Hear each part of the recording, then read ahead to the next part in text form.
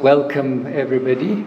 Your Excellency Ato Fekadu Tsega, Dr Debebe Barud, representative of Her Excellency Dr Ergogie Tesfaye, advisor to the Minister of the Ministry of Women and Social Affairs. Welcome everybody to this launch of the 7th round dissemination workshop of the Young Lives study. We are very pleased that you've been able to join us, and in today's program we will have presentations of the 3 fact sheets that Young Lives has produced, which the Principal Investigator, Professor Tassew Woldehanna, will be presenting on the topics of education and learning, nutrition, health and well-being, and work and family lives.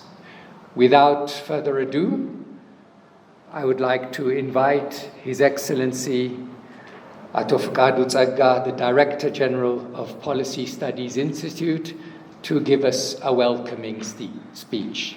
Your Excellency, Dr Debebe Barud, representative of Her Excellency Dr Ergogie Tesfaye, Ministry of Women and Social Affairs. Your Excellency, Ato Alula Pankhurst, Deputy Director General of Policy Studies Institute. Dr Alula Pankhurst, Young Lives Ethiopia Country Director. Professor Tassew Woldehanna, Young Lives Ethiopia Principal Investigator. Distinguished representatives from government ministries and agencies, respected members of the research community, valued development partners, representatives from civil societies and organizations, members of the media, dear colleagues, ladies and gentlemen, good morning, እንደምን አደራችሁ. It's both a distinct honor and a great pleasure for me to stand before you today, representing the Policy Studies Institute, PSI, and to extend a very warm welcome to each and every one of you. Welcome to this important workshop here at the Capital Hotel in Addis Ababa. We are gathered for a truly significant occasion, the dissemination of preliminary findings, the fact sheets from the 7th round of the Young Lives Ethiopia longitudinal study, which diligently collected data throughout 2023 and 2024. Thank you, Dr. Alula, for the introduction and for setting the stage for today's deliberations. Ladies and gentlemen, the Young Lives study is not just another research project. It holds a unique and invaluable place in Ethiopia's research landscape and indeed globally. Its power lies in its longitudinal design, the commitment to follow the lives of thousands of Ethiopian children from 2 district courts over more than 2 decades. This sustained engagement provides us with an unparalleled depth of understanding into the complex realities of growing up in Ethiopia. It allows us to track trajectories, understand transitions, and identify the critical factors that shape opportunities and challenges from early childhood through adolescence and into young adulthood. At the Policy Studies Institute, our core mandate is to generate credible, evidence-based knowledge to inform and guide Ethiopia's development policies and strategies. We strive to provide insights that are relevant, timely, and actionable, supporting our nation's journey towards inclusive growth, sustainable development, and improved well-being for all citizens. In this context, high-quality long-term data like that produced by Young Lives is not just helpful, it's essential. It moves us beyond static snapshots and allows us to grasp the dynamics of poverty, the pathways out of deprivation, the intergenerational transmission of advantage and disadvantage, and the effectiveness of various policy interventions over time. The rich evidence gathered by Young Lives on education, health, nutrition, economic activity, and social development speaks directly to the heart of our national priorities, including the goals outlined in our development plans and our commitment to sustainable development goals. This seventh round, conducted amidst evolving national and global contexts, promises particularly crucial insights into how recent events and ongoing transformations are impacting the lives and the future of our young people. PSI is proud to be associated with this vital work. We recognize that such ambitious undertakings are only possible through strong partnerships. We commend the dedicated team at Young Lives Ethiopia, based at Addis Ababa University, and their colleagues within the International Young Lives Consortium led by the University of Oxford.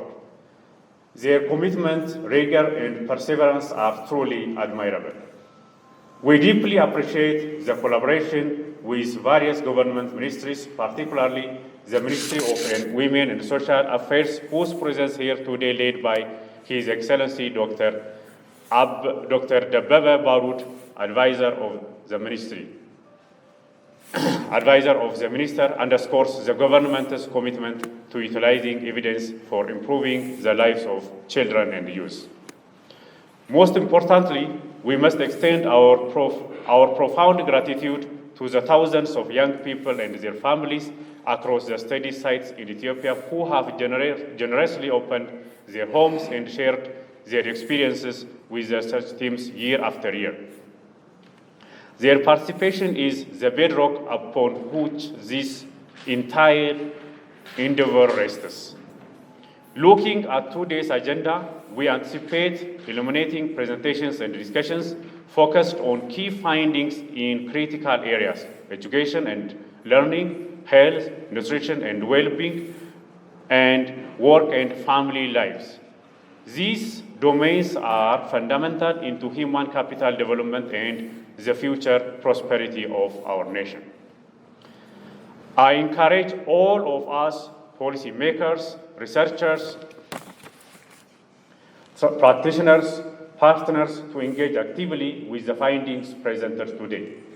Let's listen intently, question thoughtfully, and discuss constructively. Let this workshop be a catalyst for translating robust evidence into tangible policy actions and effective programs that truly make a difference in the lives of Ethiopia's children and young adults. The Policy Studies Institute looks forward to continued collaboration and to seeking the insights generated by Young Lives further into our national policy discourse and decision-making processes. Once again, I extend a heartfelt welcome to all of you. I am confident that we will have a highly productive and insightful day. I wish you all a successful workshop. Thank you. Amasekenal. Thank you, His Excellency Ato Fekadu Tsega, Director General of Policy Studies Institute, for the welcoming speech. I would like to invite His Excellency Dr. Debebe Barud, representative of the Ministry of Women and Social Affairs, to give the opening remarks. Thank you so much. እንደምን አደራችሁ? ደህና አደራችሁ? በጣም በቅድሚያ ይቅርታ ማስተላለፍ እፈልጋለሁ። on her behalf ዶክተር ኤርጎጌ ለመምጣት ፈልጋ ግን አርጀንት አሳይመንት from the Prime Minister Office ስለደረሳት ይህንን ሜሴጅ እንዳስተላለፍ ነግራኛለች እና ይቅርቷን እንድትቀበሉልኝ በቅድሚያ እጠይቃለሁ። Having said, Your Excellency Ato Fekadu Tsega, Director General, Policy Studies Institute, Your Excellency Dr. Alula Pankhurst, Young Lives Ethiopian Country Director, Your Excellency Professor Tassew Woldehanna, my teacher, would say Young Lives Ethiopian Principal Investigator. Distinguished guests, ladies and gentlemen, it gives me great pleasure to open this workshop, launching 3 new fact sheets presenting the latest findings from Young Lives on nutrition, health, education, work, family lives, and well-being, which are extremely important topics for women, children, and youth in Ethiopia. Together, these three fact sheets present key insights emerging for the research based on the seventh survey round completed in 2024 in 20 sites in 7 regions of Ethiopia: Addis Ababa, Amhara, Central Ethiopia, Oromia, Sidama, South Ethiopia, and Tigray. The evidence provided today presents findings on key topics concerning women, children, and youth in Ethiopia, and how their lives have changed for over 2 decades from birth to adulthood. The comparison between the 2,000 younger cohort groups born in 2000 and the 1,000 older cohort born 7 years earlier provides important indicators of change, tracking the implementation of Ethiopian government policies and highlighting the challenges resulting from COVID, climate change, conflict, inflation, and unemployment on the lives of young women and men as they transition from adolescence to adulthood. Ladies and gentlemen, the 3 fact sheets address different and complementary topics which are of considerable importance for policy and practice in Ethiopia. The education and learning fact sheet reveals both progress and persistent challenges in Ethiopia's education system. Upper secondary completion rates and digital access have improved, with increased internet usage among young people and girls, and young women's access to education has increased. However, tertiary education enrollment has declined, partly due to recent higher education entrance reforms designed to increase quality. Learning outcomes remain a challenge, with a decline in reading comprehension among young adults despite better grade progression. School closure due to COVID and conflict have affected education outcomes, disproportionately affecting young people from disadvantaged backgrounds. These findings emphasize the need to promote the implementation of policies and programs to ensure equitable access to quality education in line with Ethiopia's education sector development program, 6 targets, and SDG 4, quality education.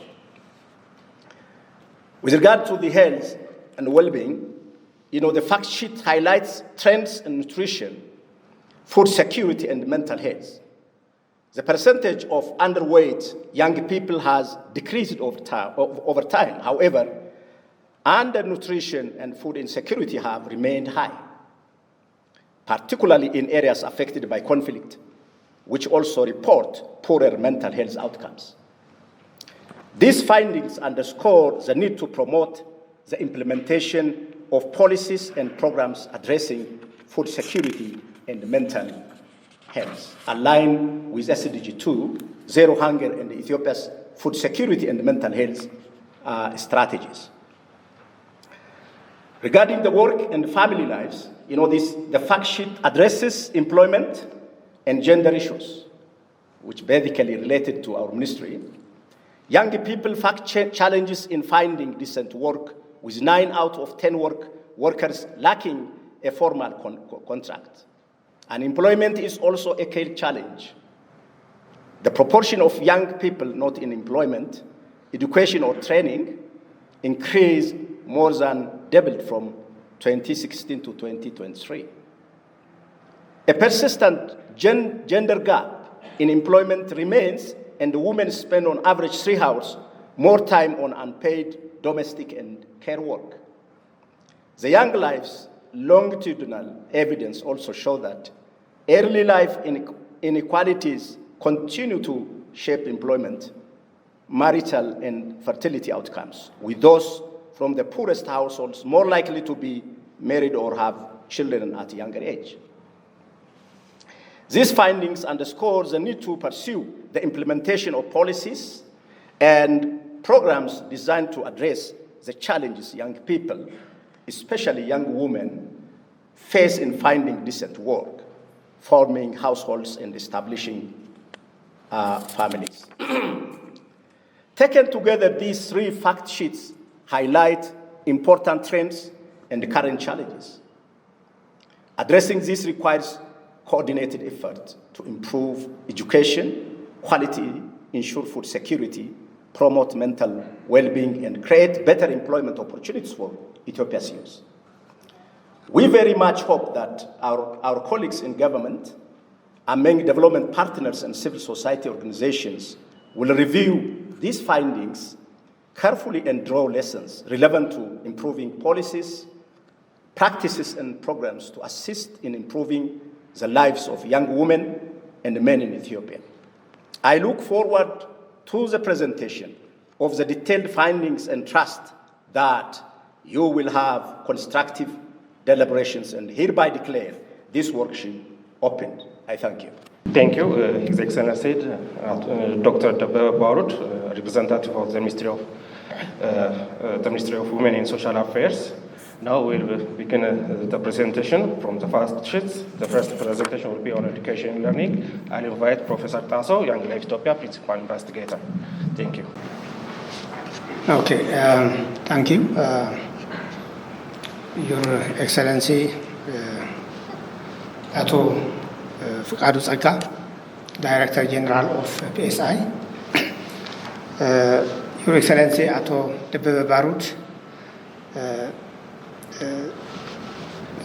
coming from the Ministry of Women and Social Affairs, representative of Dr Ergogie, and I welcome you all to this presentation. And the first presentation today is education and learning, and it is preliminary finding from 2023-24 Young Life Survey Round 7. In the first, because this is a first presentation, I might have to introduce what Young Life is, and many of you know, but some of you might be new to Young Life. I will introduce by Young Life sampling, and then followed up by main findings from Young Life, and then conclusion for each paper.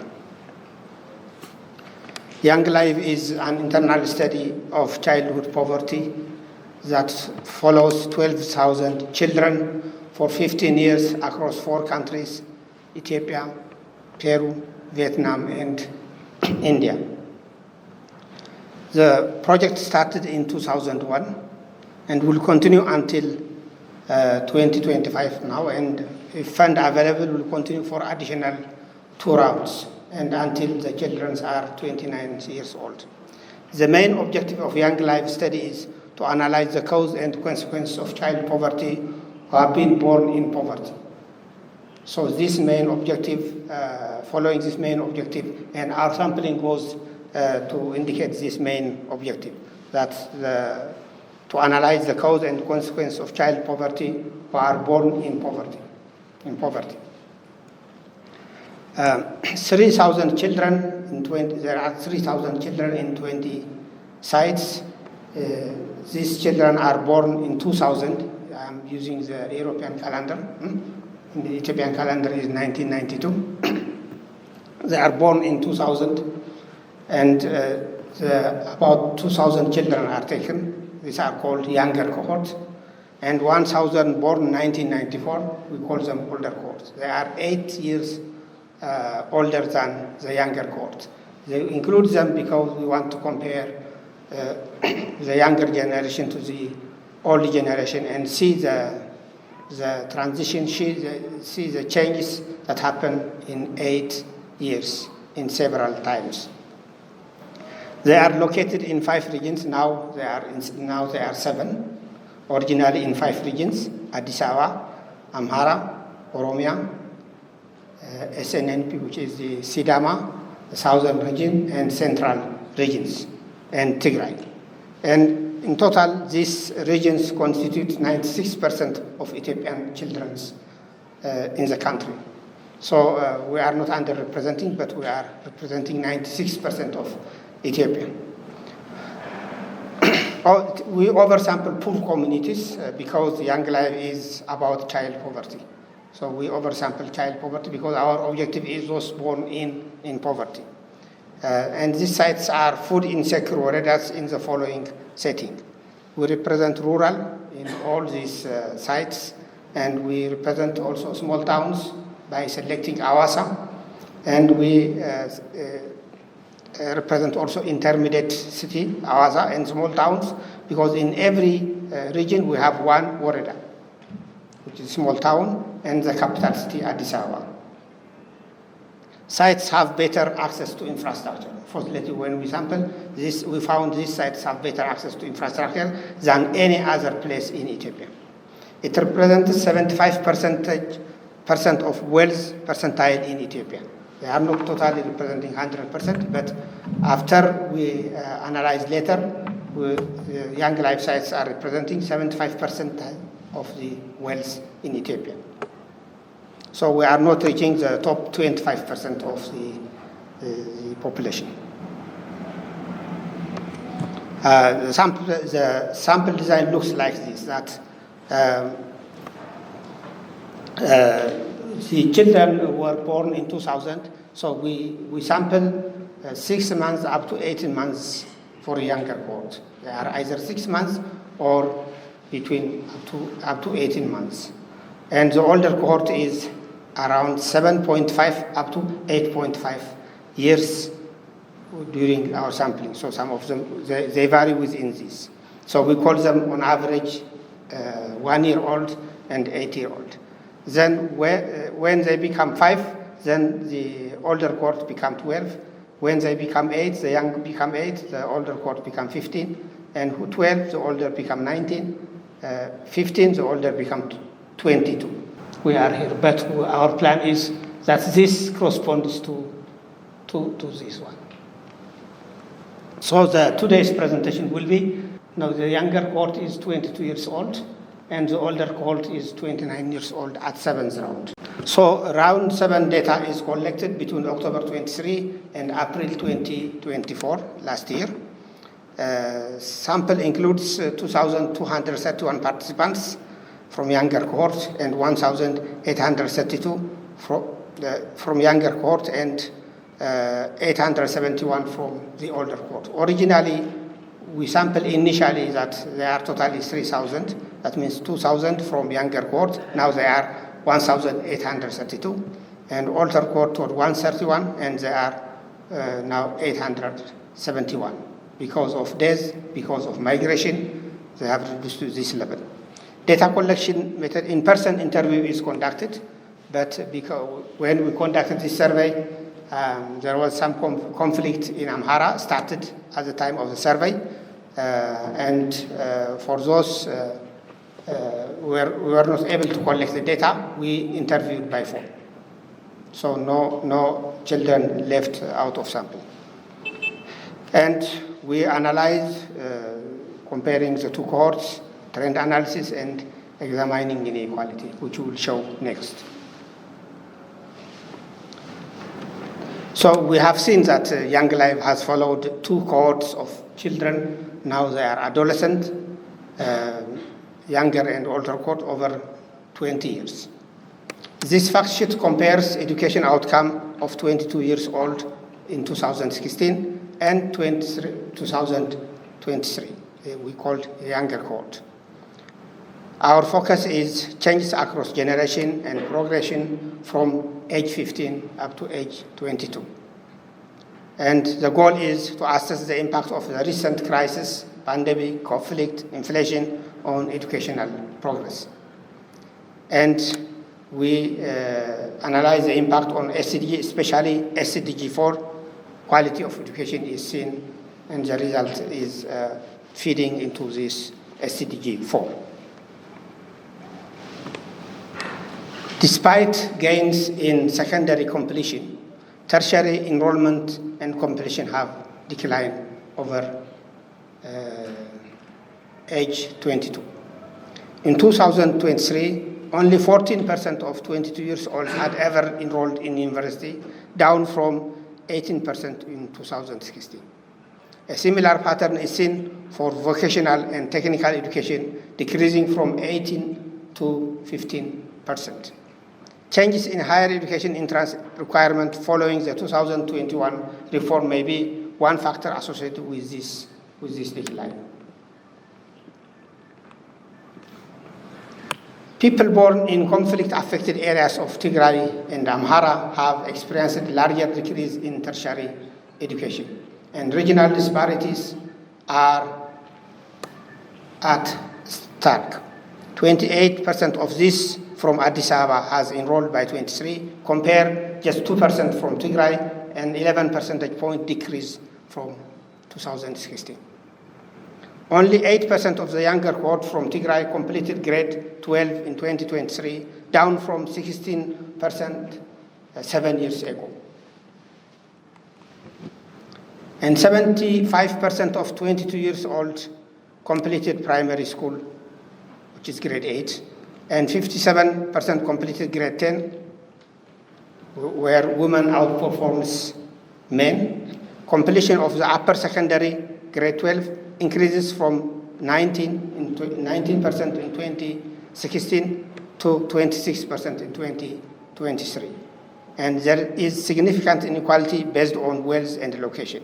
And if you see the graph, that there is a difference between the top tertile and the bottom tertile for the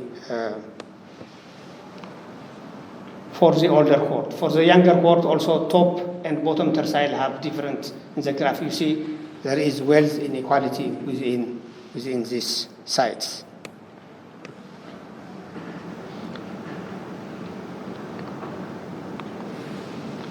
Only 14% of 22 years old enrolled in university, down from 18 in 2026.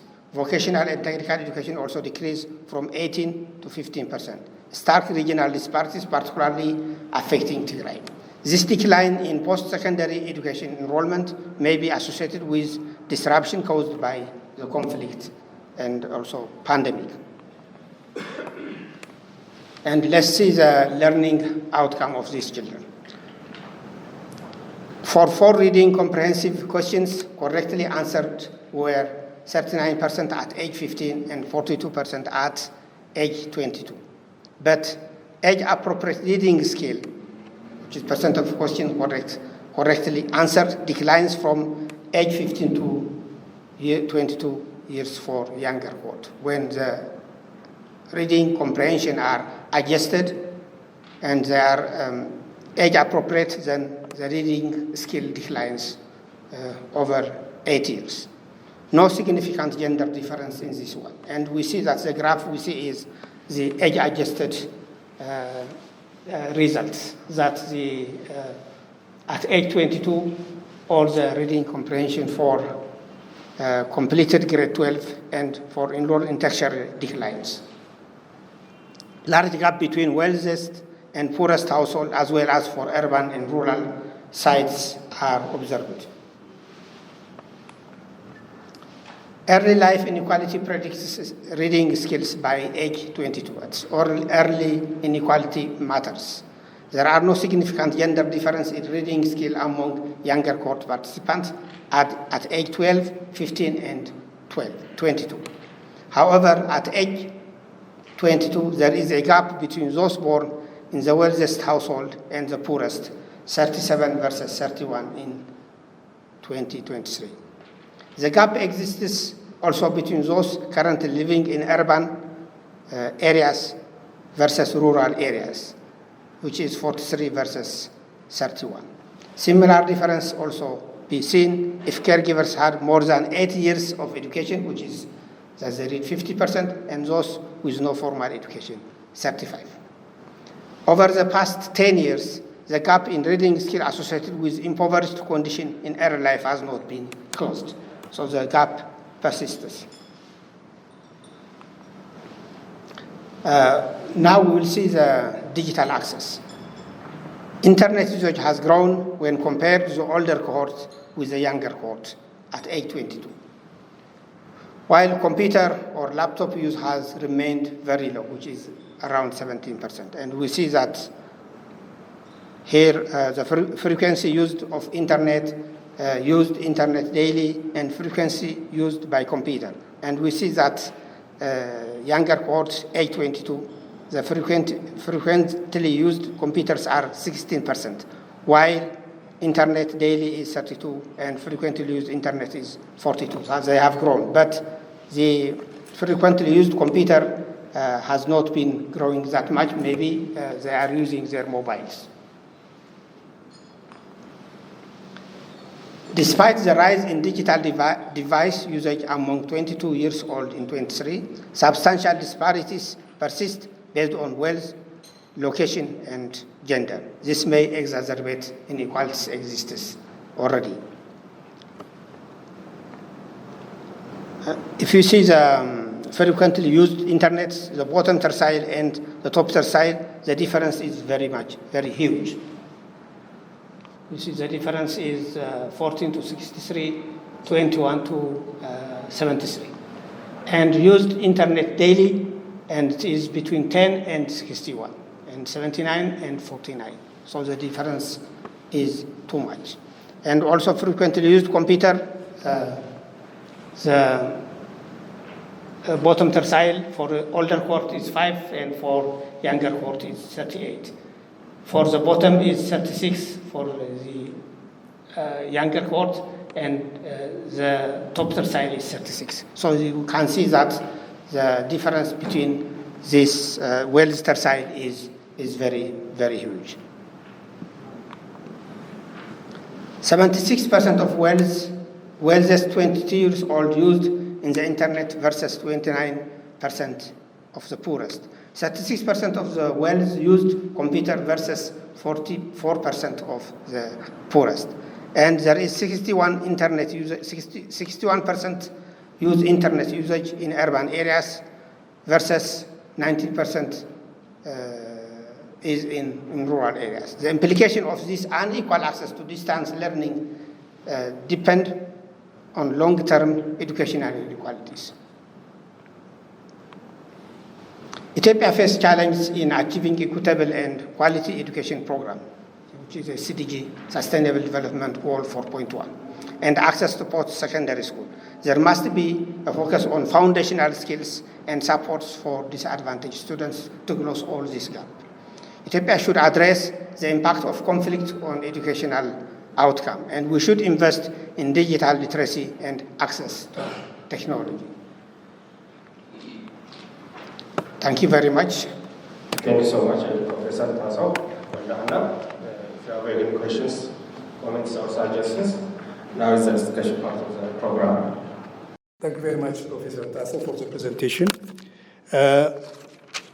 There's some reflections or questions, probably. As a one-time teacher, some 40 years back, this is a topic close to my heart, education and learning. And in fact, I was yesterday browsing the internet to see the clear difference between education and learning once more. And when I look at the SDG 4, it specifically mentions the two words, meaning that there has to be some qualitative difference between the two. Of course, I did not see that clearly in the presentation. Now, when we talk about adolescent and youth, we often talk as if every young person or every youth goes through the education process. We know there are quite thousands of dropouts once they have enrolled. And I had expected that there would be some difference in terms of the outcome when we talk about in-school and out-of-school youth. And that did not come out properly in the presentation. I don't know, maybe I understood it in a different way. Every time that we have, by the way, I work in sexual reproductive health program. I worked for the last 35 years. And whenever we design programs, we make sure that we disaggregate the youth into out-of-school and in-school youth. That did not come out properly here. And we know that in the last 30 years, since you have, or 25 years since the project has started, we have passed through a lot of change. And I don't know whether that falls in the scope of the research work, but I would have expected to see the impact of all these changes in the environment, whether it is policy, like the education policy, legal issues, or other related issues. Because I feel whatever happens to the youth is also impacted heavily by the obtaining environment. Thank you very much. And the full result will come out from thematic paper that we are going to analyze.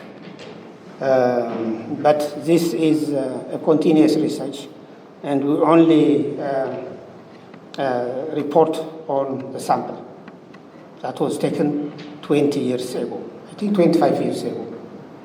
So those are dropped, and because they are 22 years old and 29 years old, they are only, the majority of them are out of school. And only few of them are in school. We'll see in the next presentation. I think in the work that proportion of children who are in school, who are studying, and who are in the labor market, we will discuss it there. You will get some of the information. So the reason is that it is because of this that we haven't presented what you expect. But in our depth analysis, more results will come, and we have to wait for more results. You said that there was a decline in tertiary education and in TVET, and you attributed potentially the decline in the tertiary education to a policy change in the Ministry of Education. I wonder, though, whether the huge inflation and all other issues that there were in Ethiopia might also have contributed. So if you were able to identify more the percentage attributed to each of these courses. I was pleased to see that there are no gender disparities in these negative trends, but at least boys and girls now are performing at the same level. So I think this is something we should celebrate. And I just I missed if there was a digital divide by gender. I didn't capture if you had data on that. So I'll be grateful if you could let us know. The other day we have been talking about the decline in the quality of education. That learning outcome is declining. And when these are grade 9, age 9, age 15, they have been declining all the time.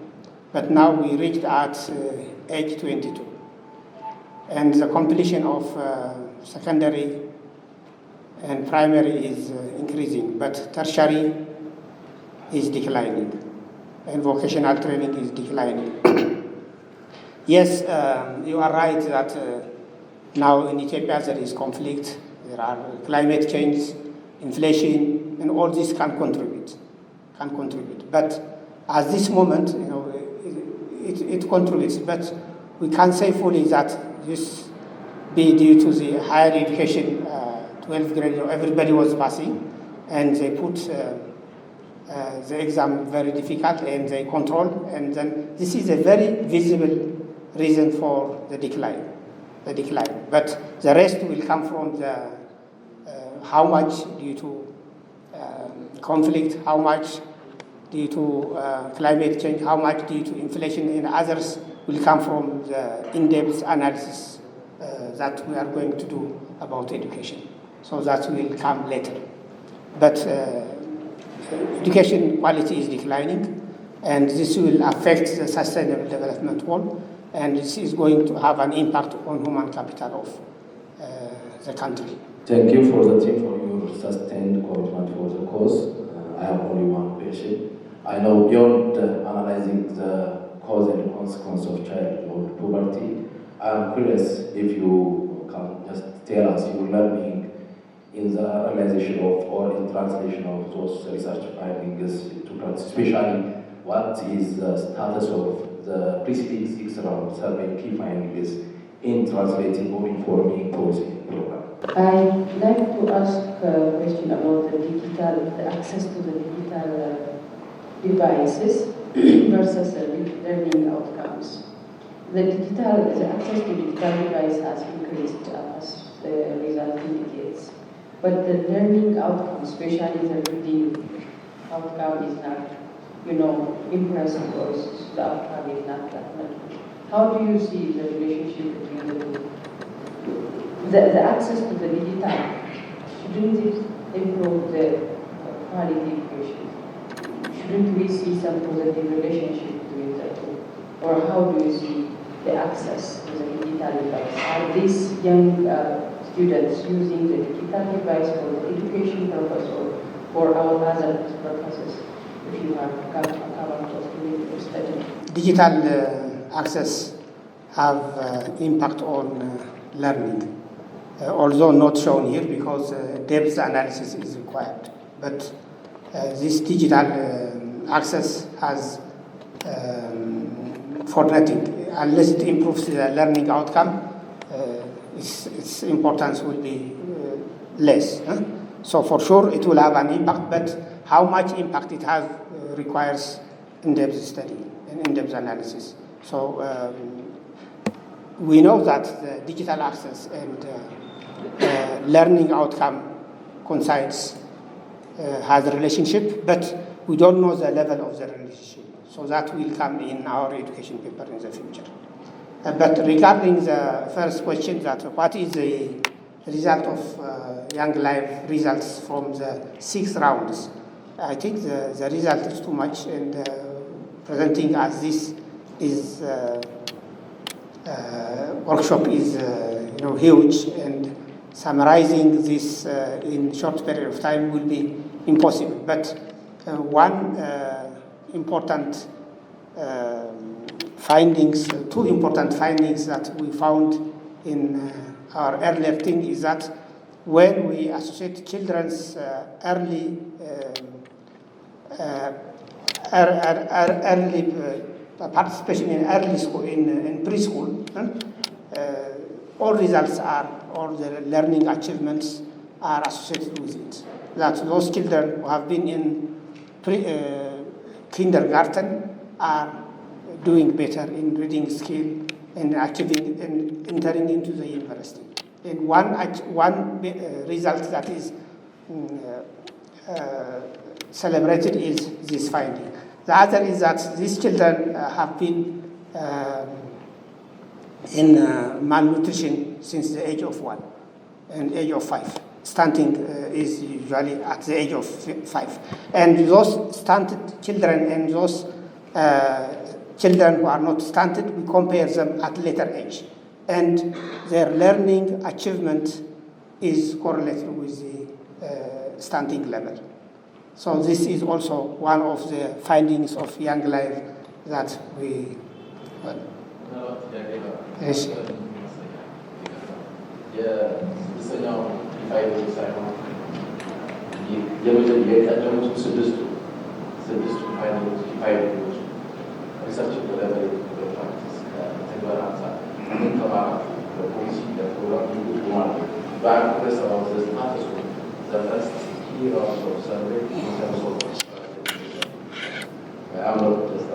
Okay. No, but this is the result from round 1 up to now, and the result is taken by the government. Looking at the government, has it influenced policy?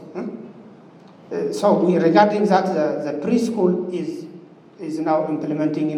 Previously it was left for the private sector, only kindergarten. Now preschool is everywhere adopted, and all class has been started. And for this policy change, Young Life has its own contribution. Young Life is the first project who shouted about preschooling. Preschooling is left for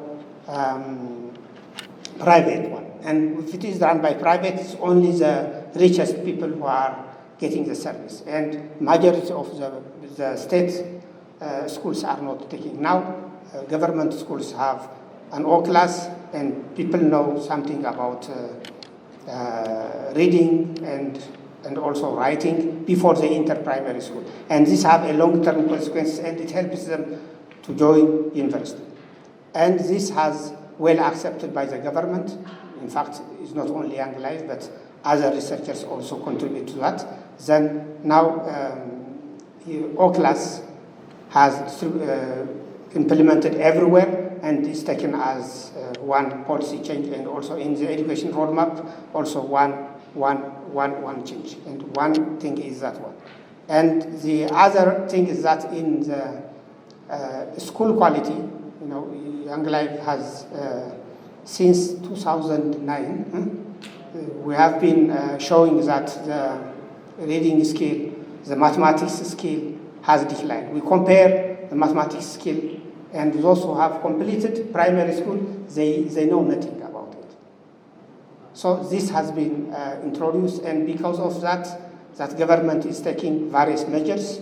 And one of our paper, particularly the Lives Ethiopia paper, says that the reason for decline in education is because of first generation learner. Means that in the household, when many children are going to school, they are the first generation learner. Means in the house they are only in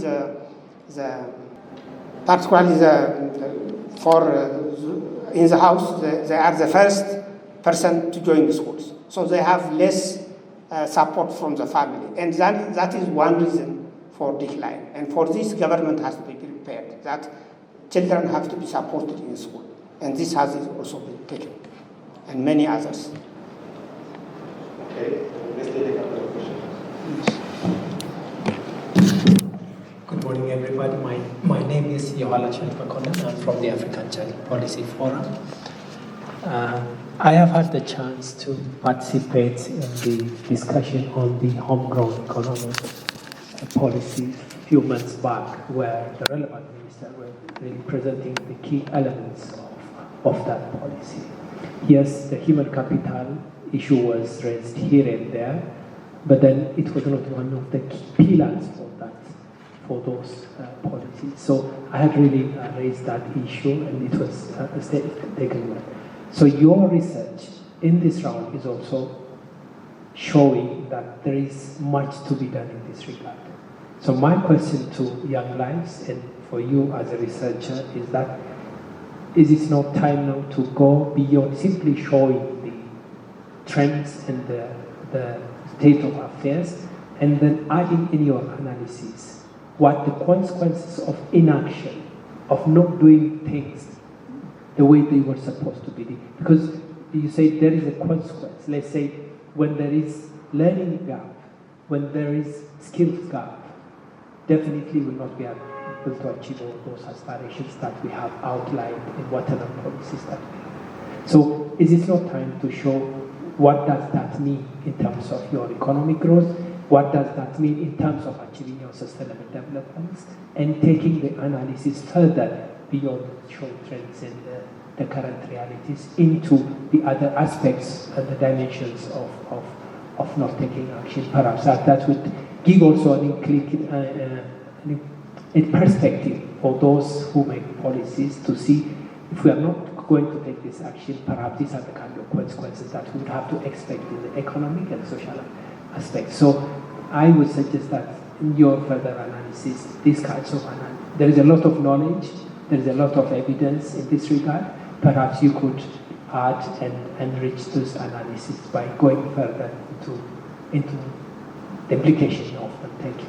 We will do this further, and we will shout, and not only shout, but we will present where policymakers are there, and also will give the synthesis findings from each paper to the government. But this is not enough, and we are collecting data, and we make available for the public next year. But this year data will be available next year after everything is clean. So many students will be working, and many other researchers will be working on the data. Currently, about 200, 300 PhD programs have used the data, starting from round one up to the current one. The last data is not available for public. But this analysis will help for shaping policy, and also shaping and changing the practice of the people. But our share will be, we'll do that. As we have been doing in the past, we'll do that. But we are not the only one. We are not the only one. We disseminate results, and then other people take the data and they analyze and then they disseminate the results. So together we'll make a change. But you are right that I accept that we have to go beyond these preliminary findings, but we have to work with policymaker and change the minds of the policymaker to change things on the ground. Thank you very much. My name is Balai Hagos from Addis Ababa University, College of Education and Language Studies. I have a methodological question for clarity. It's about comparison of cohorts. How comparable are the different cohorts?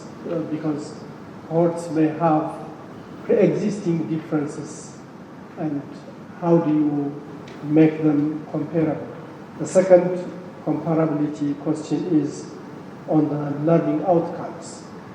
If you are using reading comprehension questions, in this case 4 questions, are you repeating the same questions for every cohort, or are you using different questions that are comparable over the years? So how do you establish comparability? That's my question. I think the problem that we see are many, and we showed the problem, and there are many other problems which we haven't noticed. That 12th grade examination, when they are taking measures, that we see majority of the students fail and only 3% of the students pass to the university. This makes the university empty, and in the future, unless measures are taken, then we'll be in a problem. But the objective is not this. This presentation is not this. But if I have to talk about that, I have many ideas and many results. Many results can be talked, but it's not the objective of the current presentation. But what I said is that in order to improve learning skill, we have to be follow that the foundational skills are very important at primary school. The foundational skills. Once they have the foundational skills, then they add up and reach to the university level. Unless we have the foundational skills, the very starting skill, then education quality is not going to come. So that what we see in the higher education is that when they start controlling the examination, the many students fail. This is because of the problem that was happening in primary, secondary education. So the problem is that we have to start the primary, the foundational skill at primary, the very early learning, early learning. So if children have the foundational skills, the basic writing and reading skills, then we build on that and we reach at the university. This is the solution for the big problems that we see in our country. And I hope Ministry of Education is following this recommendation. But we can discuss and we can show our other papers that we have been presented in other workshops, but not the subject of today. And this is a very good presentation. It clearly shows, where we are in terms of students' learning outcome or learning achievement. My question is, what do you think are the root causes as to why our learning achievement are still poor? We know that there are many factors. We can raise millions of factors as to why we are struggling with poor quality education, or we can say poor students' learning outcome. But what do you think are the root causes in this regard? And I think you, in the study, it's a longitudinal study, and I think I understand that you were trying to thematize in terms of rural and urban, again in terms of wealthiest family and the poor family. That means you were trying to link the students' learning outcome, students' achievement in these regards. You were also trying to link it with digital devices. But I would love to read or to see students' achievement vis-a-vis family literacy, because in this country, I think we have more than 20 or 21, 22 million illiterates in the country. So I would love to see the relationship between family literacy or parents' literacy with students' achievement, if you can approach with in this regard in your study. Thank you. I think the family literacy and children learning achievement is connected, although not the subject of this one, but I said previously, the first generation learner is the reason for decline in education quality. That when many children are going to school, those children who are going to school are going from the family who have not been in school. So they are the first learners in the household, that their parents are illiterate. When their parents are illiterate, then that means that they get support from the household in terms of learning is very minimal. So they depend on schools. So schools have support children, in terms of learning, extracurricular activity has to be, schools have to give tutorial activity Sunday, Saturday, and more classes, because they don't get support from their family. That is the problem of the Ethiopian education system, that the current influx of students are suffering from this, and schools are not prepared to give such kind of supports. If you see in urban areas, for your daughter, for your son, you give, you hire extra teachers. You hire teacher in Saturday and Sunday and make him study. But those two people don't give those supports. From the parents, they don't give the supports, and they don't have money to hire also those studies. So the relationship between and illiterate parents, parents who have not been in school, and the child, is that it affects their schooling quality. So this has been, I think, aired sometimes in other presentations. One of the problems in education quality in Ethiopia, why we have such problem, is that because we don't have the foundational skill. Our children do not know the very foundational skill when they were at early grades.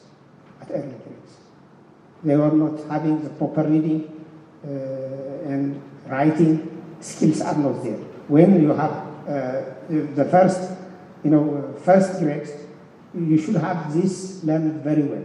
And if you don't learn very well at later age, they will drag you from achieving further skills. So these are the basic thing, and the Ethiopian education system must strengthen the primary education.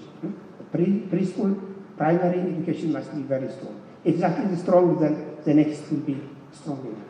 So why children in the first or second year of school do not acquire those foundational skills? Is it because the teachers are not good at teaching?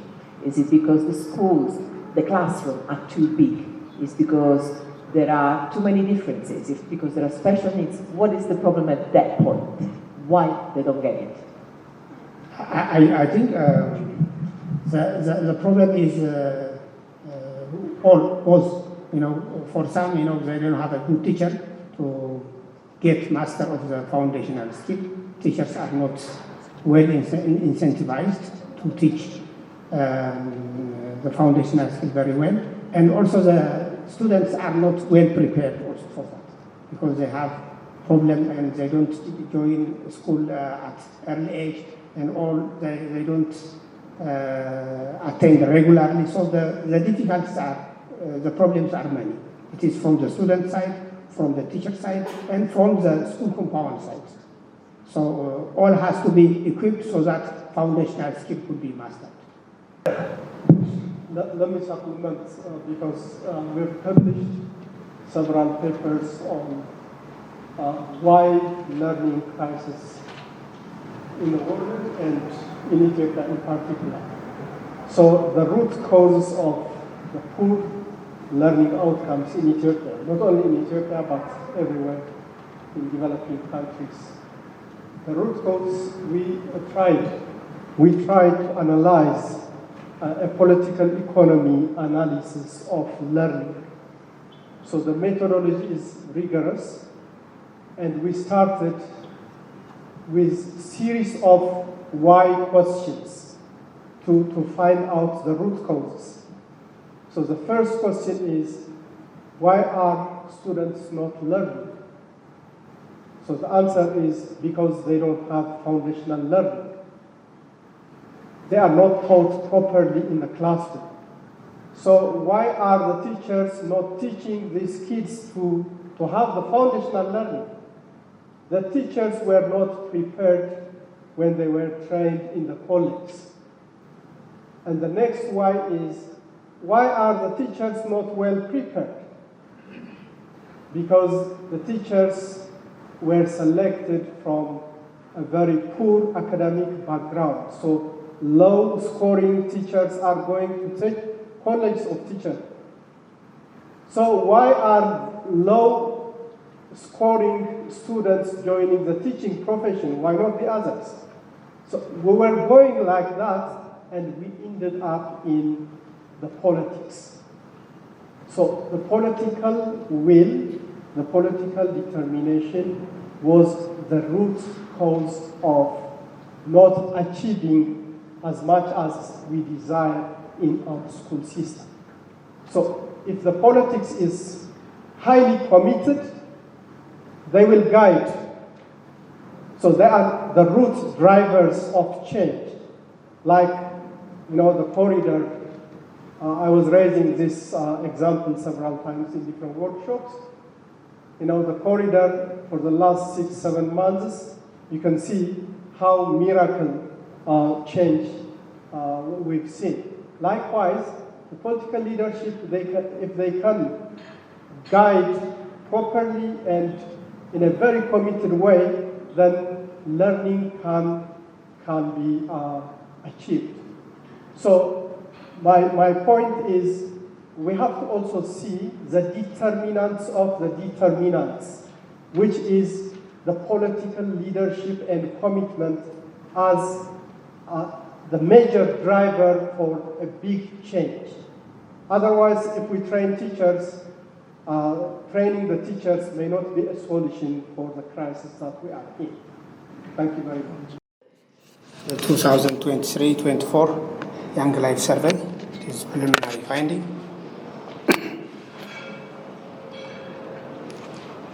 As we know, we have tracked this cohort for more than 20 years. The focus of this presentation is nutrition, food security, and mental health of young people at age 22, as well as the key inequalities. We assess the impact of recent crisis, the COVID-19, the conflict, and others on the well-being. We link to SDG, especially to SDG Sustainable Development Goal 2.1, Zero Hunger, and Sustainable Development Goal 3.4, Mental Health. And we know that our economy is fast growing and classified as low income with high poverty. And drought, COVID-19 pandemic, and armed conflict in Tigray and Amhara, as well as pandemic is there. And there is persistent malnutrition, stunting, underweight, and insecurity. This is a national phenomenon, and we want to link finally to this national issue. food and nutrition strategy was developed in 2021, and improved food security and health and nutrition was the goal of Ethiopian economy. National mental health strategy 2020 to 25. This is a strategy of the government. Is to improve the access and quality of mental health service. The question is, how can Young Life findings inform and strengthen these strategies?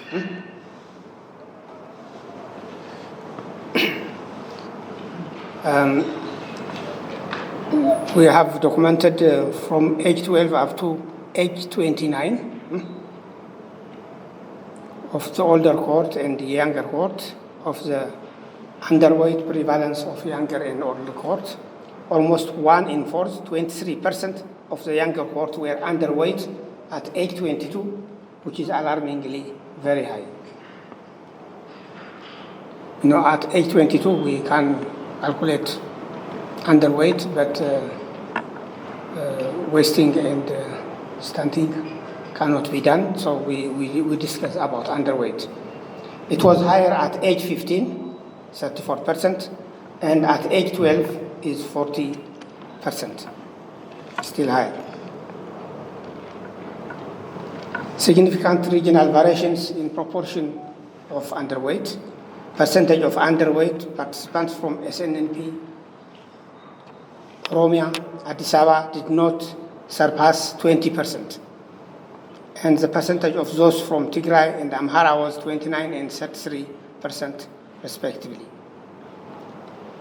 Participants in Amhara and Tigray exhibits high level of food insecurity due to conflict and climate change.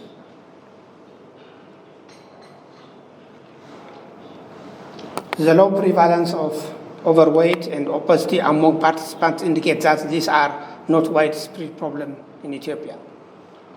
The percentage of younger cohort who are overweight or obese at age 22 is very low, 5%. Whereas in other countries, India, Peru, is found very high, but in Ethiopia is very low. Our problem is under nutrition. Whereas the percentage among the older cohort at age 29 is 14%, among whom 7% have increased risk of cardiovascular disease.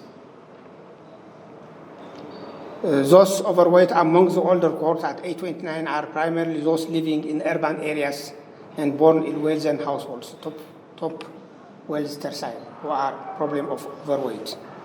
This is indicating that obesity is not a widespread problem in Ethiopia. Most young life households in Ethiopia are at least mild food insecure. 74% of both older and older cohort, 74% have mild food insecure. High for the younger cohort since they were 12-year-old, indicating that slow progress of measure to improve household food security. Participants' early life socioeconomic conditions are also a strong predictor of food security.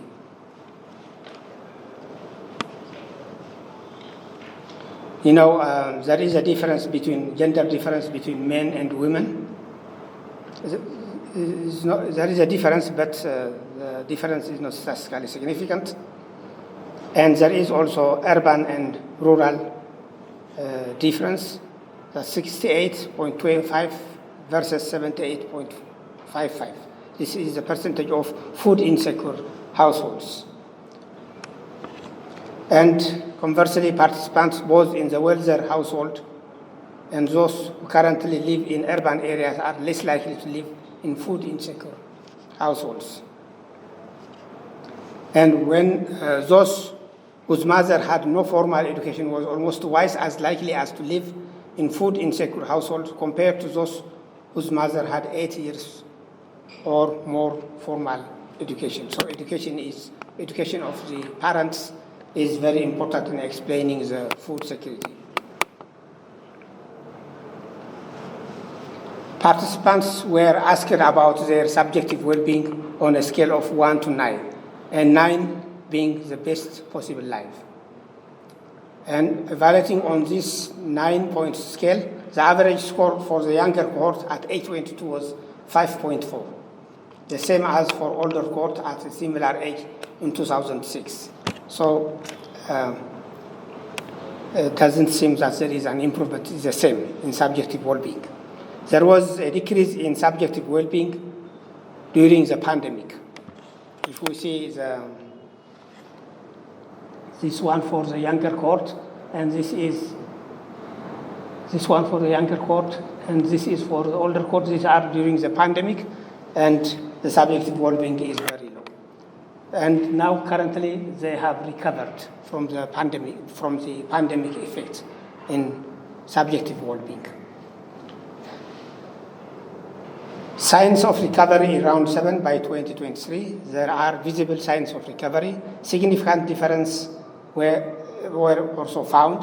Caregivers with higher education score have higher subjective well-being. And those from areas not affected by conflict, like the southern nation and nationality people, Addis Ababa and Oromia score higher subjective well-being, and the rest are very low. Significant proportion of population reporting we enter into mental health. Significant proportion of population reporting mental health symptoms compatible with anxiety and depression is analyzed, and stress is widespread, with 6 out of 10 participants reporting symptoms of compatible with at least moderate stress. The prevalence of at least mild anxiety was 20% among the younger cohort and 23% among the older cohort. Compared to 2020, the level of anxiety have increased by 4 percentage points for the younger cohort, but dropped by the same amount for the older cohort.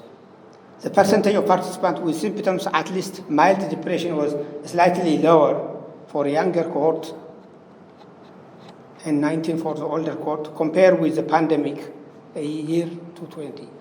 So in the pandemic, it was higher, but and after the pandemic it declines.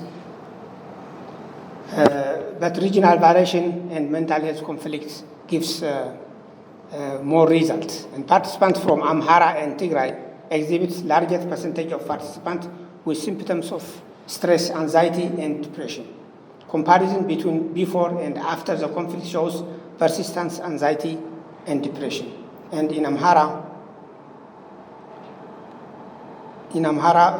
we compare 2020 and 2023, and in Tigray we compare 2020 and 2023, and then the Tigray was very low before the war and was very high after the war.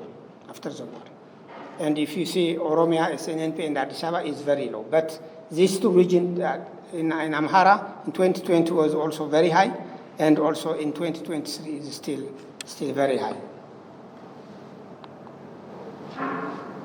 We find that younger cohort participants from Amhara region interviewed over the phone showed significant higher prevalence of symptoms compatible with stress and depression compared to those interviewed in person. So in Amhara, we have the option to interview in phone and in person. In those interviewed in phone is those where there is currently a conflict. So we cannot survey in person.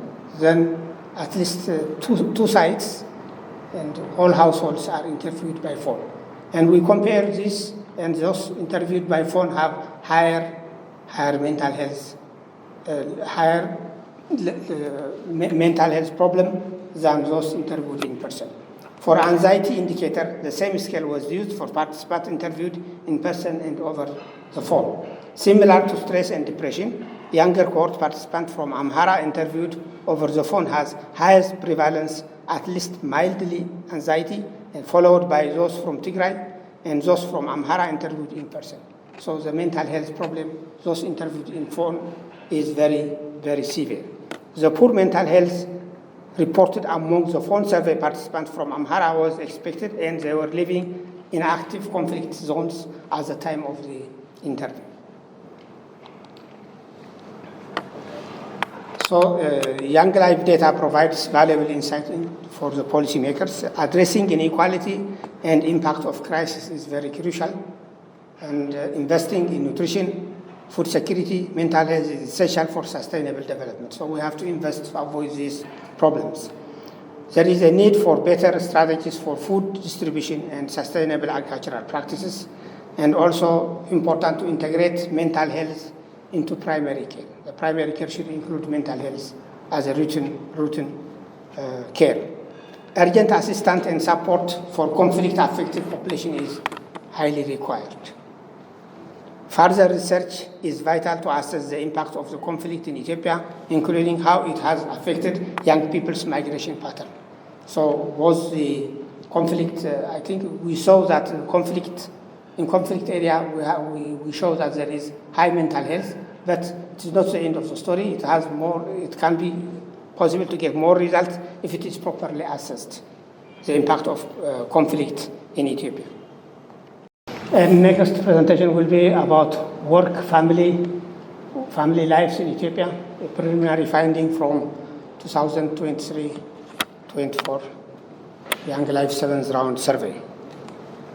Overview of key labor markets and marital and fertility indicators are seen. Comparison of Young Life cohort, age 22 in 23 with older cohort to age 22 in 2006 are compared. Analysis of younger cohort progression from age 50 to 22 is seen. Reflection on the implication of achieving the sustainable development goal is assessed. Ethiopia has experienced significant development in 30 years. That is GDP growth 6.5 according to the World Bank, slow structural transformation hindering CDG 8, decent work and economic growth, rapid growth in working age population, outpacing job creation, so there is out of work is very high.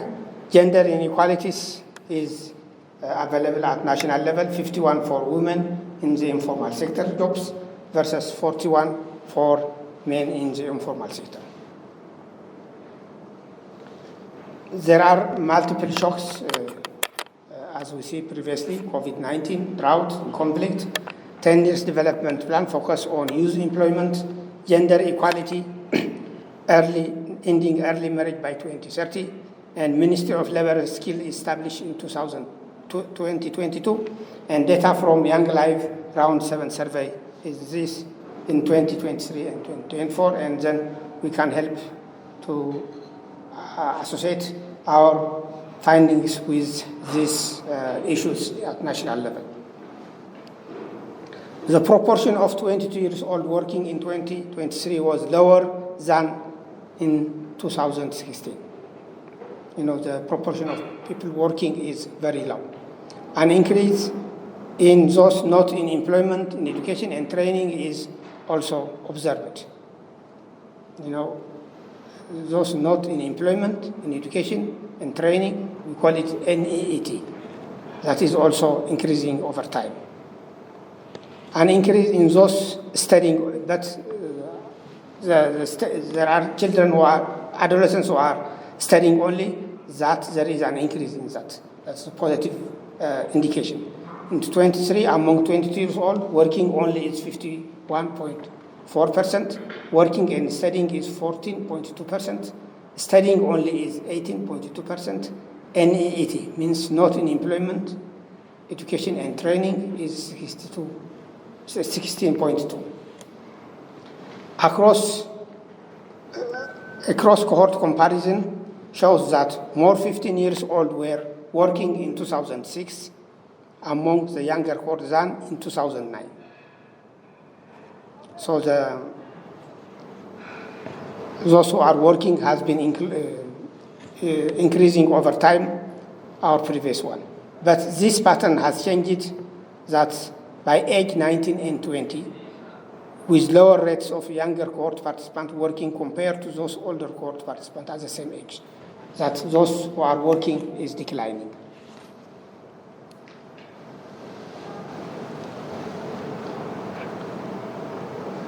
This is graph shows that those who are not in employment and studying, working only, studying and working, study only. So if we see by age 22, studying and working is declined. It has been 22 in 2016, and now is 14.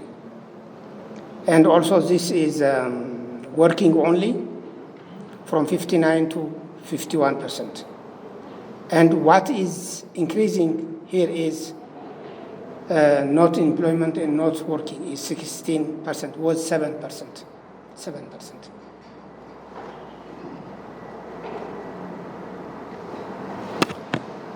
COVID-19 pandemic and armed conflict started when younger cohorts were 18 to 19 years old. Potential causes for decrease in employment and increase in not in employment and studying rates. Net NEET rate among 22 years old increased by 10 percentage points between 2006 and 2016 and 2013, 23. And NEET rate for 29 years old in 2023 was also high at 25.5%.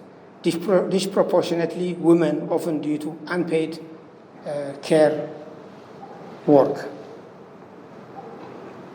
Common reason for not working among those NEET, not working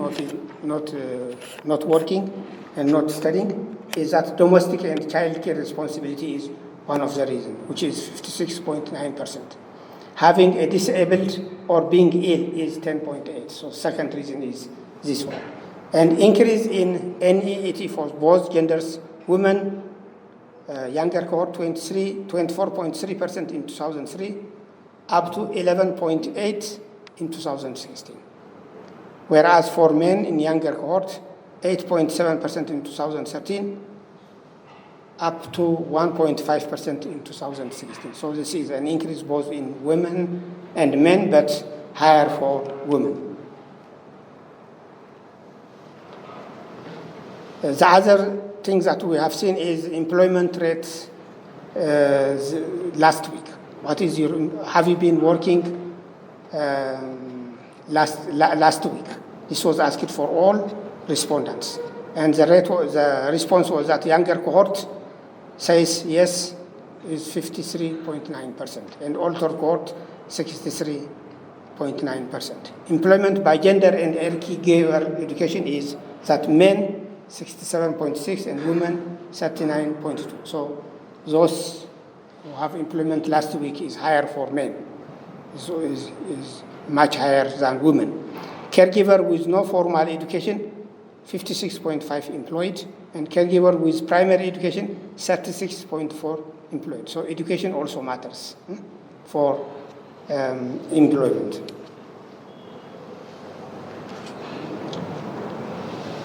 There is lower employment rate in the three regions of Southern Nation and Nationalist people and Amhara region. 3 in 5 employed people work in non-agricultural activities, 30.6% in rural areas, and 88.7% in urban areas. Poor job quality overall in terms of contract and working. We measure job quality by whether the work has a contract and how much hours they work per day. Only 9.7% of workers have a written contract. It's very low. That means that their work is not quality. Higher proportion among women, those in non-agricultural work and those with education caregiver have written contracts. So those who have written contracts are, those in non-agricultural work and those with education caregiver getting higher. Overall, the quality of job available to young people measured by having a contract and the number of working hours is poor, with substantial variation by socioeconomic factors. Younger cohort, the average is 4.39 hours per week. and 37.1% working long hours. Those who are working over 48 hours per week is 37.1%. And 48% not satisfied with their job. Lower rate of written contracts in rural areas is observed, 6.1 compared to urban areas. That is 17.8 versus 6.1. That means the quality of job is better in urban areas. Lower rate of long hours in rural areas, 36.3 work long hours compared to urban areas, just 51.1%. At age 22, younger cohort participants originally from Tigray had the highest proportion employed across all study regions. And about 29 years old participants from Tigray had an above average proportion employed, which is 67%. At the same time, proportion of young people with a written contract was lowest among those originally from Tigray, 2.7 from younger cohort and 14.7 from older cohort. In contrast, in 2016, 22-year-old cohort participant originally from Tigray has the lowest proportion employed, 52%, while the average was 63.8. The highest rate of employment with written contract, 7.3, while the average was 6.2. So Tigray has high rate of employment with written contract. This suggests that more young people in Tigray than in other regions are working out of economic necessity in the informal job compared to 7 years ago.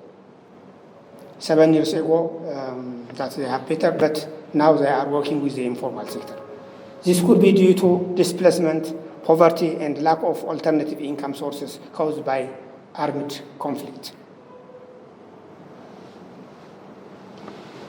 We observe also a persistent gender employment gap. Persistent gap favoring men since age 15. Gap widens from age 15 to age 18 and remain constant at age up to age 16. The gap is remaining constant. Very low in employment during the COVID period. So age 19 and 20 is the COVID-19 period, and then the level of employment is very low. And then after the COVID, then it recovers and reach that level, but not to the previous level. They recover a certain amount, but not to the pre-pandemic period. At age 15, boys spent 15 minutes more on paid work per day than girls, whereas by age 22, men spend 1 hour per day on paid work.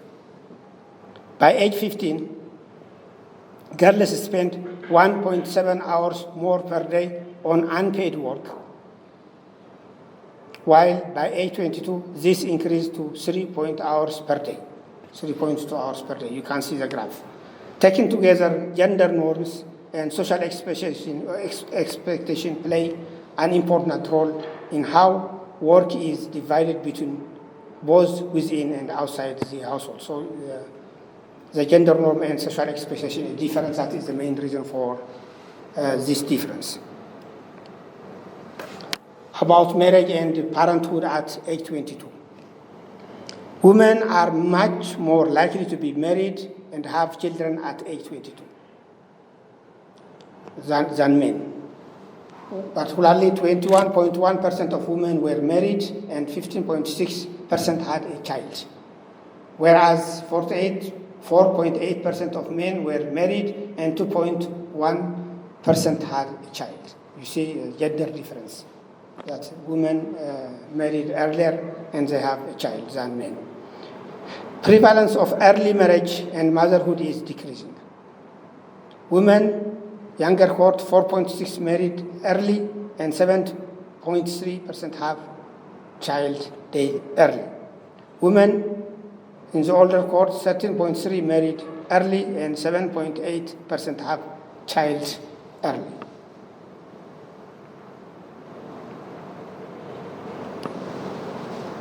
Rate of marriage and parental rule at age 22 is 15.7% for poorest household and 4.5% for the wealthier household. So there is a differentiation by wealth.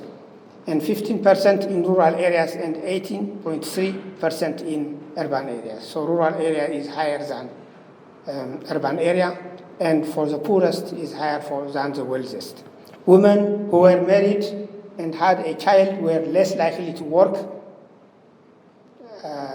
which is at 6.4, whereas those not married and have no child are more likely to work, which are 40%.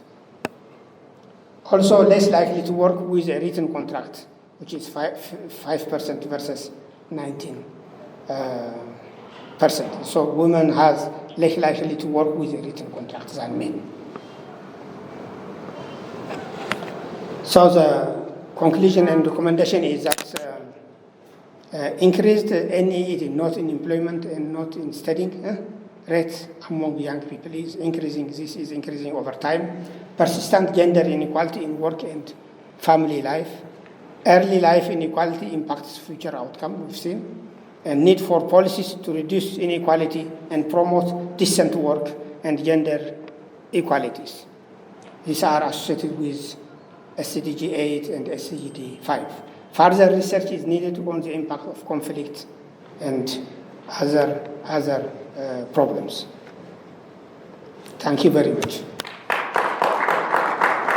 Can you tell us what were the significant changes that have been seen between the first round results and the seventh? Because we are just looking at data and we don't know what has been in the first and the consequent rounds of the results, and probably tell us what did you observe and what has been changed and what is missing and what needs to be done. This is my first question. And my second question would be on nutrition. And we know that there is what we call the intergenerational cycle of malnutrition. And when a malnourished pregnant woman conceives, she will give birth to a malnourished child, and that malnourished child will grow up, and if she is a woman, and she will get married, being a malnourished adolescent or young woman, or older, and it continues. And is there any or disaggregated data with like a marital status in your result? Because I didn't see disaggregated with a marital status. So can you tell us how many of these older cohorts and younger adults were married, and among those married, what were their nutritional status? And also, it will be good if you can tell us like their status on their micronutrient, like some of the critical micronutrients like iron and vitamin E, because they are very much critical. And also, we know that the educational status of the parents determines strongly on their nutritional status and so on. So, is there any data with regard to their educational status forward? Thank you. Thank you very much again for the presentation. It seems I did not mention my name earlier. Tassew Woldehanna, and for lack of any other title, I call myself an independent consultant. My focus will be on the second paper, second study, health, nutrition, and well-being. I understand that because of the nutrition, huge impact on health and well-being, my queries will be focused on nutrition itself. And the first one is on lack of progress on nutrition security. When we go through the paper and when we read some documents, we know that there are several supporting policies and documents that support nutrition in Ethiopia. Not only policies, but programs, strategies, declaration, including the Sokota Declaration, guidelines, institutional arrangement, and so on.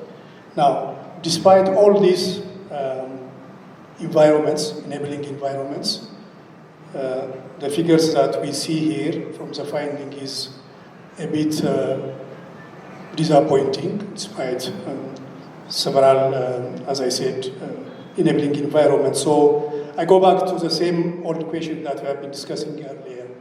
What exactly, I know this is not probably, this was not the focus of your study, but you could reflect on it. What was the reason for the lack of progress in terms of progressing towards nutrition security? Is it the political commitments that has been said earlier, or it is lack of implementation, lack of legal framework and probably resource, or to look at the demand side, is it lack of nutrition literacy? The others are probably the supply side. Now, the second one is on external funding. This is a hot issue, as you know, with the dismantling of USAID and cuts by European donor countries, including the UK, France, Netherlands, Belgium, from 40% to around 25%. I read a few days back that about 1 million malnourished children in Ethiopia are going to be affected because of this budget cut. I think this is a huge loss, and I'm not sure how we are going to replace this. This has been an issue. Professor Tassew, you remember we discussed this in the KORA meeting. I know you have made a presentation as an economist by training and practice, and as president of the Ethiopian Economic Association, so you don't come here with that hat. I would like to hear your reflection on that one. Now, those are my two questions, but I just want to add one point. When I look at the invitation letter as well as at this paper, it says Young Lives Fact Sheet. I was quite surprised why we have to limit ourselves to presenting this in a sort of a fact sheet. I would have expected that we could go one step further and put a policy brief so that we present those things to those concerned, policymakers and decision makers. So what was the reason for choosing this semantics? It might look as a semantics issue, but I think for me it's quite important whether we are presenting a fact sheet, which is for dissemination, or whether we are presenting a policy brief. Thank you very much. Thank you. My name is Marta from Addis Ababa University. I have one question related to the observed reduced learning outcomes and increased unemployment rate.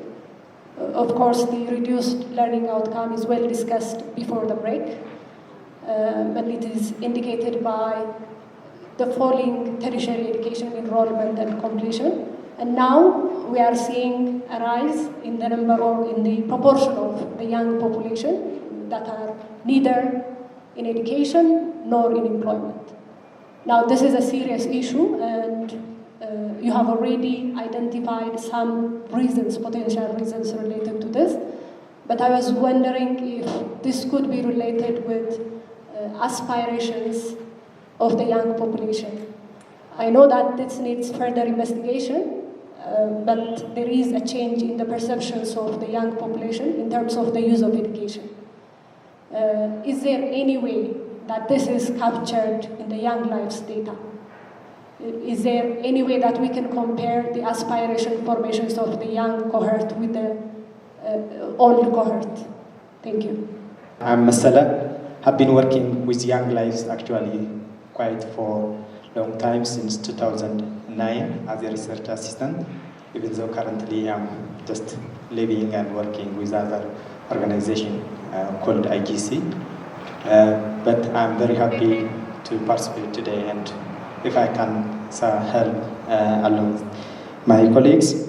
So basically, I will start with the first question coming from Masresha.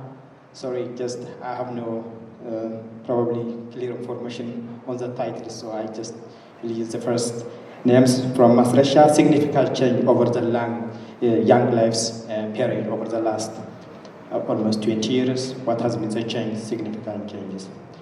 A lot have been changing. Actually, we have been following those two cohorts since birth and as well as age 8. So it's really fascinating to see how these have been changing, how the life of the young people, the children have been changing in terms of education, health, well-being. So it's quite important to get this rich information because at the end of the day we will be able to learn something. But there are some changes in terms of education, health, because we have been following those. But those changes could be also affected by external factors, I mean by total macroeconomy, policies or governance, whatever the case. But the change we can see is at least we are able to track what has been or how this poverty have been impacting the children in terms of access to education, in terms of access to health or other social services.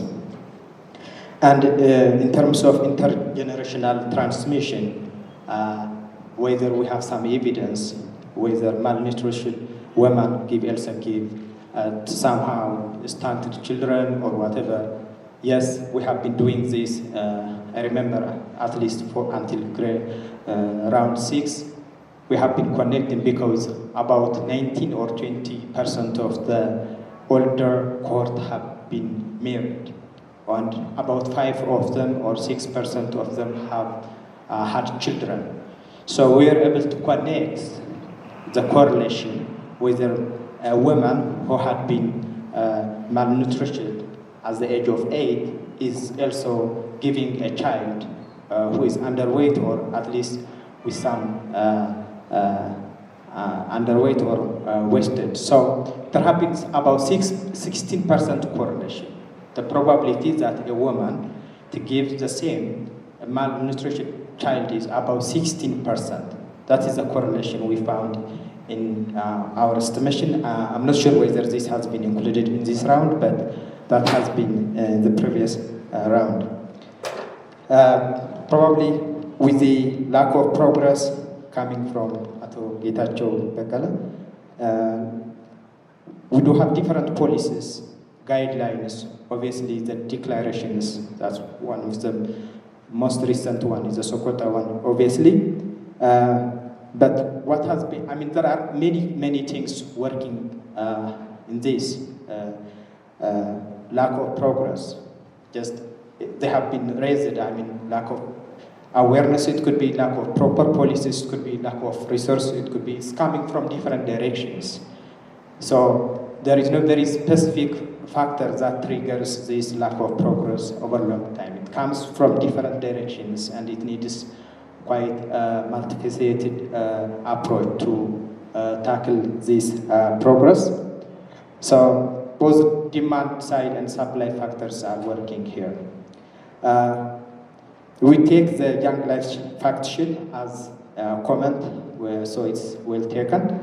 And in terms of aid cut, obviously, it's not only the 1 million children that are going to be affected, but if not all of us, I mean, everybody, I mean, quite a number of population is going to be affected by aid cut. So hopefully there will be, I expect that there will be some revision in the politics. That's what I expect, but it's quite beyond our control in terms of, there could be some indigenous or local policies to mitigate the effects coming from this aid cut, but obviously it's a macro, it's a governance policies. From one, probably, I'm not sure, probably my colleagues will cover what's left, but I will try to speak many of the questions. Coming from Dawit, especially on the role of FDI in terms of having formal employment. Obviously, those FCDI companies, foreign direct investment companies are coming to Ethiopia. with some experience, with some better exposure. So obviously they will have a role in having this formal employment. We know that even the macro level, about 90% of the economy is somehow informal. So we find the same result in our young lives, but hopefully this FDI will have a role because they will come with better technology, with better employment concepts, so that they will have their own. That's what I expect. In terms of the need from Marta at Tassew University, obviously what we have seen is there is the transition to adult seems to be much harder for the younger cohort compared to the older cohort, because about 16% are neither in education nor in employment. So probably it seems to be, as I have said, there has to be something changed. Either it could be in terms of aspiration or perception coming from the children themselves, the young people, or it could be from other factors, external factors. The conflict we have, the pandemic we experienced may have quite far-reaching consequence in terms of those young people. But obviously, we found young people do revise their aspiration, because we have been asking them since age 8. I remember at the age of 8, 12, and then we asked them in the 6th round. Some of them have been revising their aspiration. When they were very young, they were to be like a doctor or just a pilot. That's what every child aspires. And then when they just come to the middle childhood, they revise. They just come to reality. So there has been some revisions, and this revision may affect their current status as well. But we need to work a bit how this need is coming, or how this transition for the younger cohort is becoming harder. Thank you very much. Hopefully they will add more. Okay, thank you, Mesele. And I will add a few on issues raised by Ato Getachew and Marta. So Ato Getachew asked about the absence of improvement in nutrition. So our data shows only a moderate improvement, but the evaluation of these nutrition programs shows that there is a considerable improvement at national level. Like, I think stunting declined from 40% to I think 24% between 2000 and 2016. And all measures improved nationally, but these figures are not recent.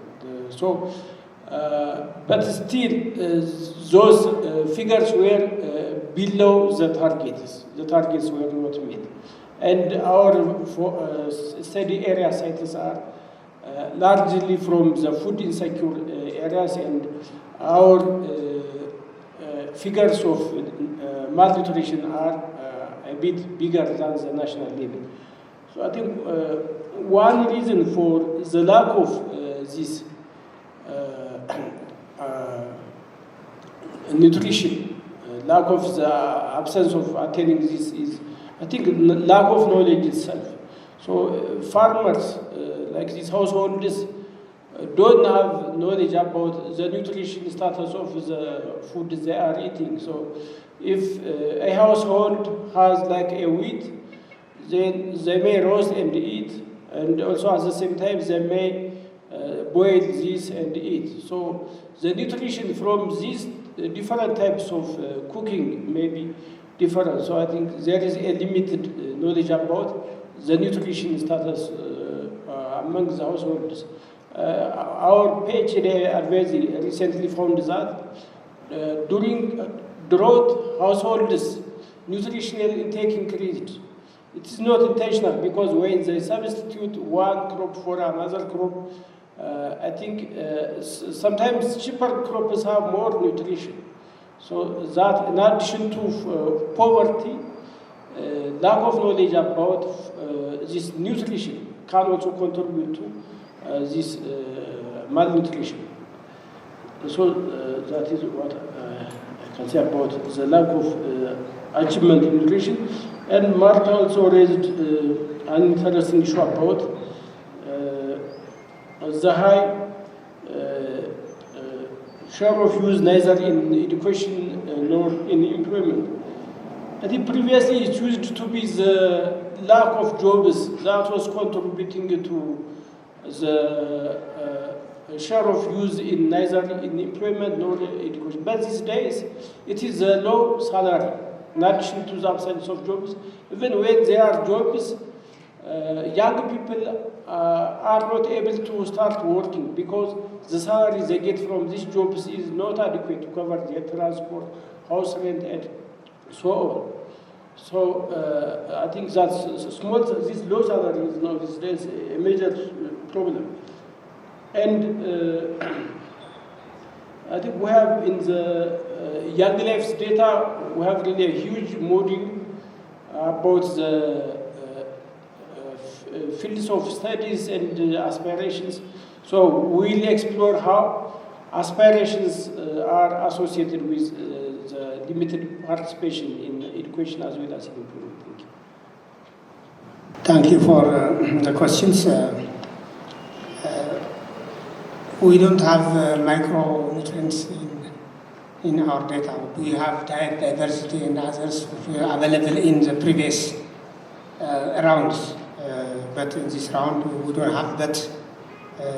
Finally, have the final end, the nutrition. But in fact, micronutrition contributes for nutrition. So finally, we will explore the previous rounds and then prepare or we will write in a paper. Educational status of parents. We have educational status of a parent. We categorize the illiterate, primary, and secondary. But majority are in the first cycle of primary. So parents' education is not. We have categorized education of parents and then categorized the children according to that. And we found that education of the parent is highly correlated with nutrition, with labor, and with many other factors. So education is one of the key areas that we have to see. That is how we see the educational status of the parents. Lack of progress on nutrition security. Our sites are from poorer areas. So when compared to the nation, because we haven't reached the top 25%, then the nutrition record in the national statistics is higher than those with us. It has to be very clear. But despite that, nutrition insecurity is very high, and it has there is a sense of inequality between men and women, and between educated and uneducated. So in that we can understand in that way. Young Life fact sheet and policy brief. Policy brief is something that comes out of a paper. In fact, this is a fact sheet, detailed fact sheets with very visible things, not in detail. But policy brief can come out of this together with the discussion we have. We can have policy briefs. But this is, we name it as a fact sheet. Whether we should name it as a fact sheet or policy brief is controversial. But out of these fact sheets and papers, several policy briefs will come out that informs the government. The policy briefs are works that inform the government and also the public. So we will do those things, and for several of our papers, we have various policy briefs. And external funding has declined.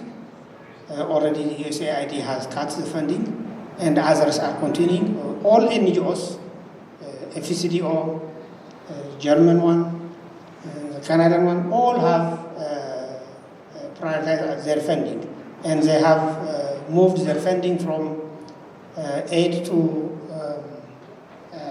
defense and others. So in one way or another, we will have less fund. So we have to get prepared for that. It will affect malnutrition, it will affect our education, because NGO funding will decline, and also this activity, the funding in Ethiopia is doing highly, and it has entered into health, it has entered into education. So all will decline, and government has to allocate for those funding, or they have to prioritize shifting from one sector to another sector. So it will affect our funding, and we will see how it will come. It is too early to answer.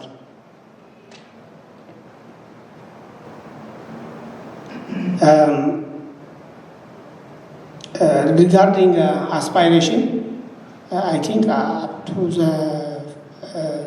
we have various aspirations for younger and older cohort. Initially, where they were 5 years old, 9 years old, 12 years old, 15 years old, and all those things.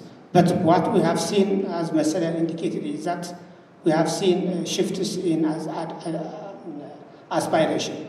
So at age 9, 12, these are really aspirations. But at age 15 and 18 or 22, the aspirations are close to real.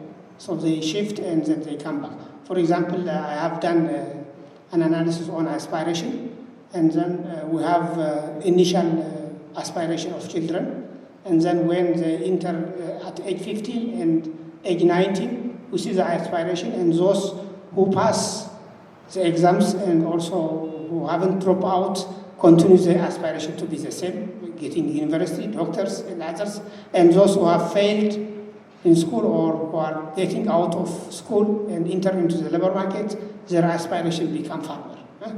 Majority become farmer. So aspiration is very important at early stage, and at final stage, it shows what they are. So the aspiration is changing from time to time. But here is not focused in the fact sheet today, the aspiration.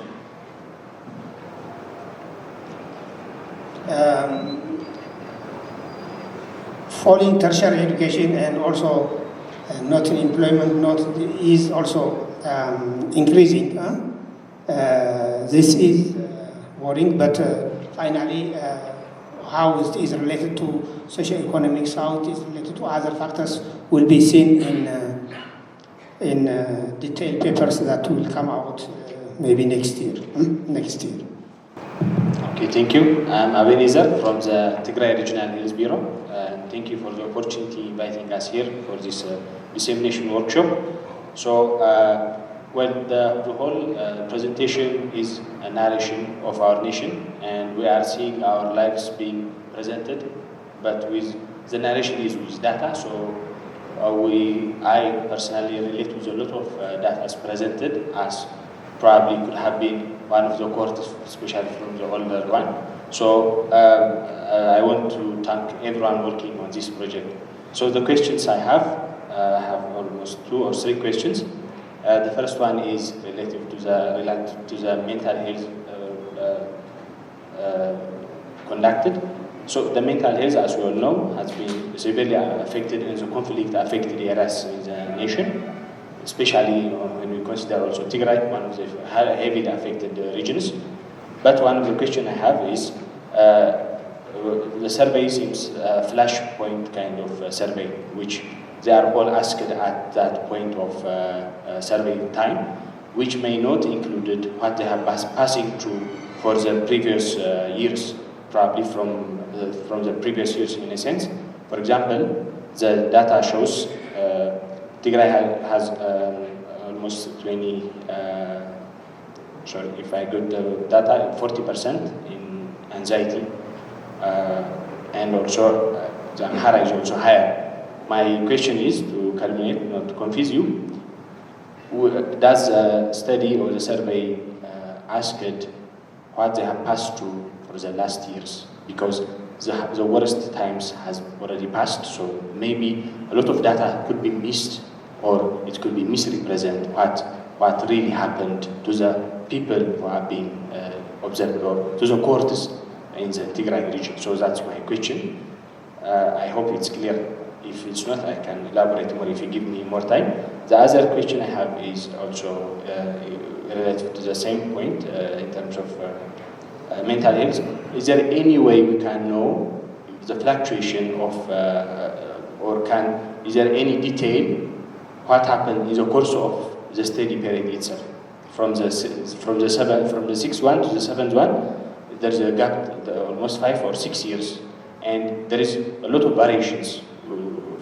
For the objective one, it's difficult to measure, but for the subjective one, for the mental health and for the other issues, there could be, can we have a more disaggregated data, or is it part of the study? Just to rephrase what I have said, in the course of 5 years, a lot of things could happen, and would we be able to catch that variations? That's my question in terms of mental health. And in nutrition, of course, it's well mentioned there, so I will not go there in detail, but still, with the previous question applies to the nutrition outcome also. And one of the additional question I have is, even though the objectives are clear, what if other very strong compelling factors arise, and shouldn't we include them on the survey? For example, gender-based violence, especially the conflict-related sexual violence is a very serious issue, and I'm sure a lot of the young lives here has been affected by it. And if it affects the lives of those cohorts, it shouldn't be included, not only actually gender-based violence, but also other. For example, are they wounded in the conflict? Are they now in armed conflict, or have they raised arms? Are they dead or wounded, or are they disabled now? So such compelling factors may arise in the course of. We don't know even what will happen in the future. Actually, I don't know how long this study will stay, but something new happens in the coming 5 years that we don't even know. But it's a big issue. So how do we also make this part of this amazing, very important survey? So this is one additional question I have. I have 2 additional questions out of my sector, but they are also related to Tigray, so I have to raise them because I didn't see my peers raising them. It's in terms of education.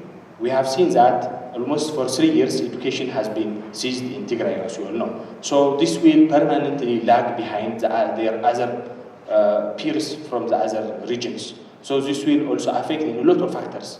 In terms of enrollment, not enrollment, they are already enrolled, but in terms of they're finishing the high school, or a lot of outcomes will be affected by this, because they are 3 years behind their peers in the other regions. So this is one of the things I want to add. And the other thing is, can other factors also be mentioned, other than that just covering it conflict related? For example, for Tigray education, last time I had a meeting, and almost 88 of the schools has been distracted. Of course, the range differs from severe to mild, but they have severe distraction in that. And such big factors also, I believe, should be put on the survey, because they straightforwardly shows the effect. And the other is in terms of employment. Here it says almost 50-something% is employed. The problem is that they are not formally, or not with written contract, they are informally employed. And maybe the Tigray Youth Association had last time a briefing on this, and they say 81% of Tigray youth as unemployed. Of course, inadvertently, which affect, I believe, which also affect this young lives. So maybe, I don't know if you can say some details. I know you may not have a detailed and disaggregated region-wise kind of explanation, but this is something I want you to address. And unrelated final question, maybe not for you presenters, but for others. Is there any way we can also expand such observational studies into more practical but intervention kind of studies also, especially what we have seen in other regions in Kenya last time. There's a very common research is being conducted in terms of in the randomized control trials, such policies or some interventions are being tested against others, so maybe randomized control trials should be also considered. That's my additional message. Thank you. Thank you so much. Thank you. I'm Freud from Head of Bureau of Women Affairs. I have one question. Maybe I would appreciate, Professor, your presentation, even also your research valuable for us, for our duties. But I have one question regarding to the nutrition. Maybe Ebenezer support me before war in Tigray, the malnutrition issue or the stunting is around 40%. Maybe after war, before 2 years, Bureau of Health in Tigray is was done an assessment greater than 60% is the stunting issue. But here in research, in your research, I seen around 28% the nutrition issue. So how could we align this research with our assessment? Do you see these kinds of secondary data for your research, maybe to increase this kinds of the research? Maybe I want to ask this kind of question. Thank you, Professor Tassew and the team, for your insightful presentation. I do have two short questions. The first one is, among the reasons for non-employment and non-studying is disability or illness, and it accounts for 10.5%. And my question is, I think there is a problem in merging the two issues, because illness may be temporary bypassing and disability having a longer impact, and also from the programmatic implication, knowing the proportion of disability being reason for unemployment and other dimensions. So I don't know why you preferred to merge two variables, disability or illness, and accounting 10.5%. In short, would you just have a disaggregated data for disability and illness, since these are two different variables having distinct characteristics? The other is a curiosity around, I think you are following the two longer cohorts for longer period, and as to my understanding, you don't have any external intervention to support them, yeah? So this is a cohort following the natural course of poverty and inequality and assessing for its impact. So my question is, working for such a longer period and knowing the different dimensions of poverty and inequality consequences and unable to respond to them, how do you see, or what does it seems, knowing the root cause of the problem and unable to just respond to those issues? So if you are not intervening on those areas, what was the ethical and moral challenges you faced while doing such types of research? This is for my personal career. My name is Alamne. I'm from Ethiopian Evaluation Association. I just want to ask a question about the relationship between the nutrition, academic performance, and the efficiency on work. Is there any relationship between them? Similarly, are you able to look at the bottleneck? Is it the nutritional status which is a bottleneck for the efficiency of performance, academic performance? Or is there any correlation between even the skill, development of a skill or performance of work? Whenever they are assigned to some activities, their performance may not be as expected as someone who has good nutritional status. Is there any correlation between them? Thank you. The mental health, we have assessed the mental health issue.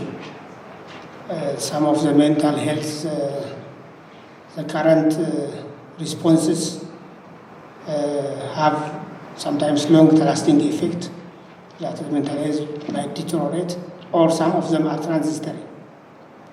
mental health, we started during the pandemic.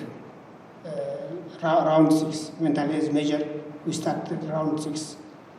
And that time we found that in Tigray and part of Amhara, because we signed a signal of mental health, and then we decided to include mental health into the survey. And then, and the paper has come out of it. Paper has published based on round 6 that mental health is worse in Tigray and maybe starting in Amhara. And then we continue in this round mental health issue in round 7. We measure subjectively, like the one we present today, and also measure objectively by cortisol.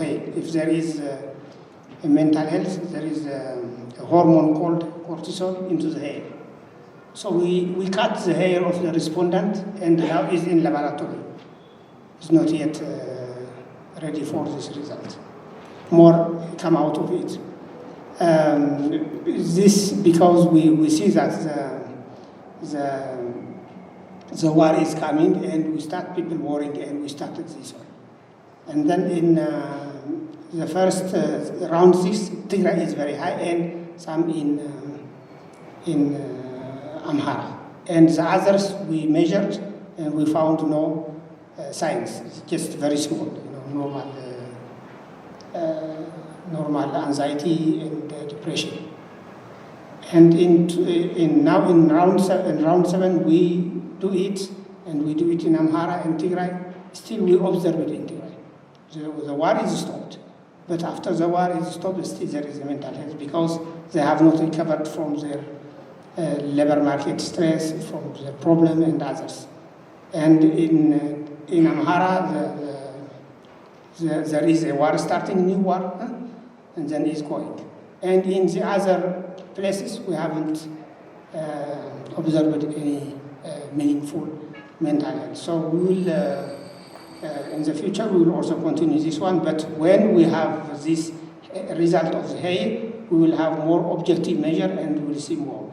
So this is the condition, but some of the mental health, they have long-run effect, and some of them have transitory and maybe for that time. Gender-based violence is not included in our survey. And GAGE is the one specialized on gender-based violence, so we go to the GAGE workshop next week. But in our, we haven't captured the details of gender-based violence. In Tigray, the situation is more dire, and education has stopped for more than 3 years, and for some still is not started. But education has resumed, and we have shown that in our survey that how much is currently in school, but many of them are out of school, and university has not yet. You have seen that the statistics is very, very low. So that is then the impact of that will be seen in detail papers. And we cannot say more today in that. In terms of, this is an observational study, and whether we are planning to have experimental study. This is randomized controlled trial. We have entered into a contract with these households in 2000, 24 years back, that the location of this household, the sites are not known, except field worker when they go, they see it. But we have not been made public where these are about. And we promised to the household that your location and your name will not be identified. And this will not be changed because we have entered into a contract. This will not be changed, and no experimental study will be done on this one. But if we want experimental, then we take another sample, and we are doing other experimental sample outside the young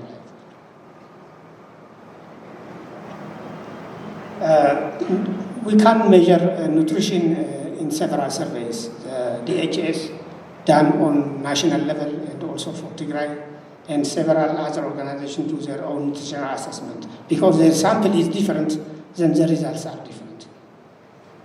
But what we have is that we measure the nutrition outcome at the age of 1, age of 5, and then in changing nature, and we go consistently. But when we look at with the others, ours is a bit higher because they are from poverty-stricken areas. But when samples are taken, and these different sampling have different nutrition outcome, so that the difference in sampling can make a difference in nutrition outcome. But what is seen is that is the nutrition improving over time? That is what we look at this one. What would happen over time? Is that what would happen to age 15, to age 22, age 12, age 9? So this is what we want to present here.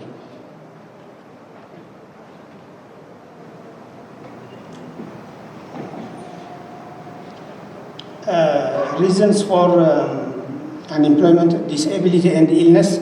I think because there are several reasons in the survey asked, and they are very small. So taking both gets to 10%. Otherwise, they will be very small, cannot be seen. But in the future, if you are interested, we can differentiate and then able to the effect of illness, the effect of disability, we can differentiate. But these are disability and illness are taken together for this report.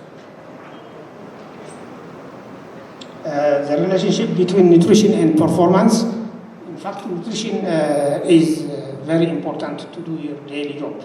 A well-fed individual will do their work better. But here we haven't tried to find a fact of the relationship between those. Actually, they will have a relationship, but we haven't do it. Then this will be done in. If we have some thematic paper on nutrition, then this will be more analyzed that. But currently, we haven't measured the relationship between performance of work and nutrition. Thank you. I just will speak on a couple of questions, but I have to first appreciate our guest, our participant from the Child Forum, for giving the big picture that for the lack of the progress, taking some experience from other African countries. And just I would like also to remind that Young Lives is not only in Ethiopia, but it's across 4 countries. So the experience we get ourselves from other countries is quite amazing. If you go to Vietnam, how the performance is quite high compared to Ethiopia, is quite transformational in terms of taking experience.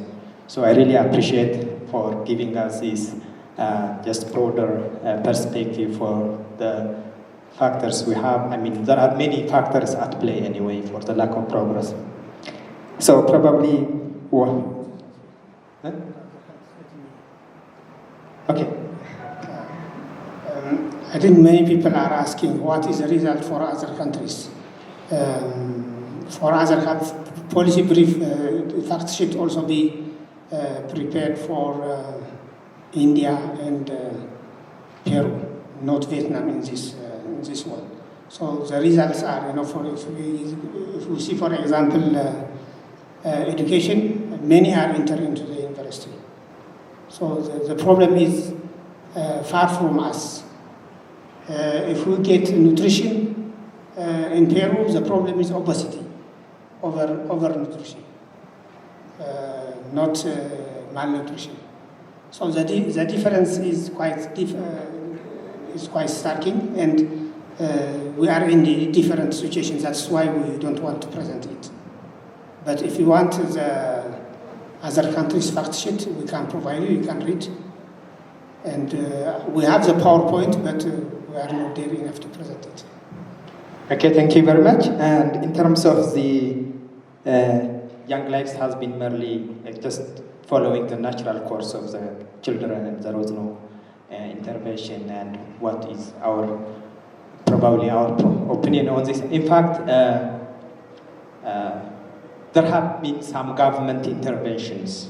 For example, we just surveyed our baseline round 1 in 2022, but as you know, the PSNP program started in 2016. So some of the households have been in this safety net for some quite time and for some long time, until 2012, I think, I remember, at least for 7-8 years.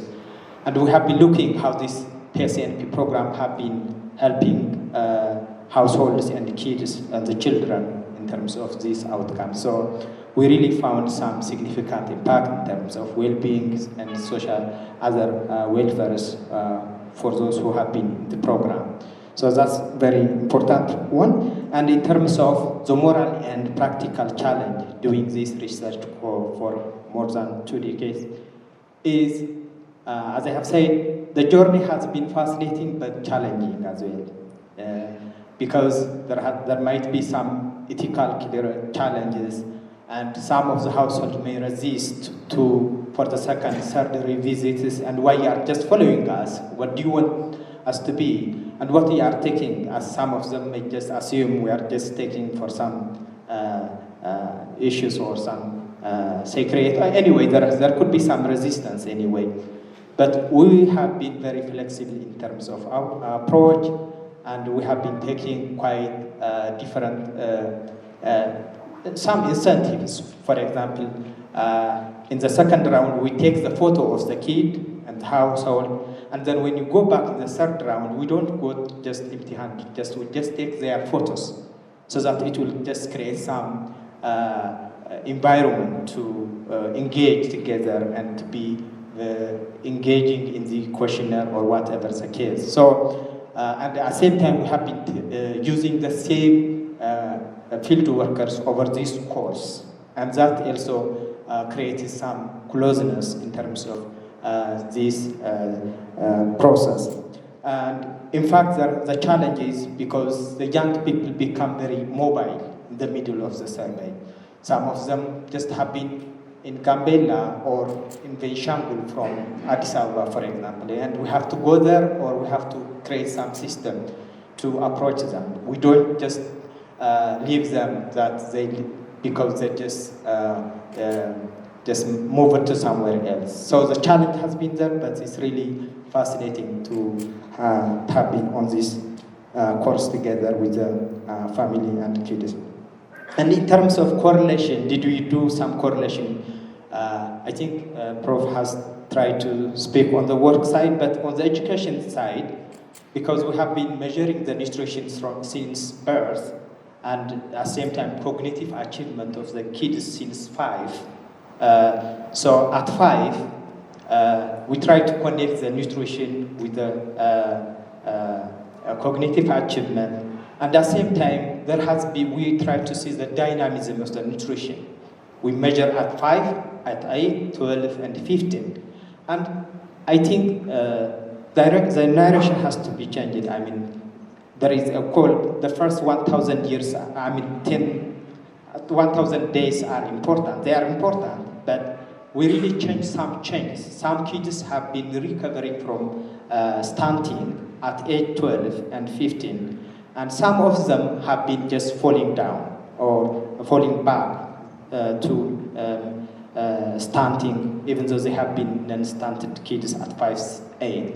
So we try to see the connection between nutrition and those cognitive achievements. And really, the cognitive achievement is quite low for those kids who have been persistently stunted over the course of the 5, 6 rounds.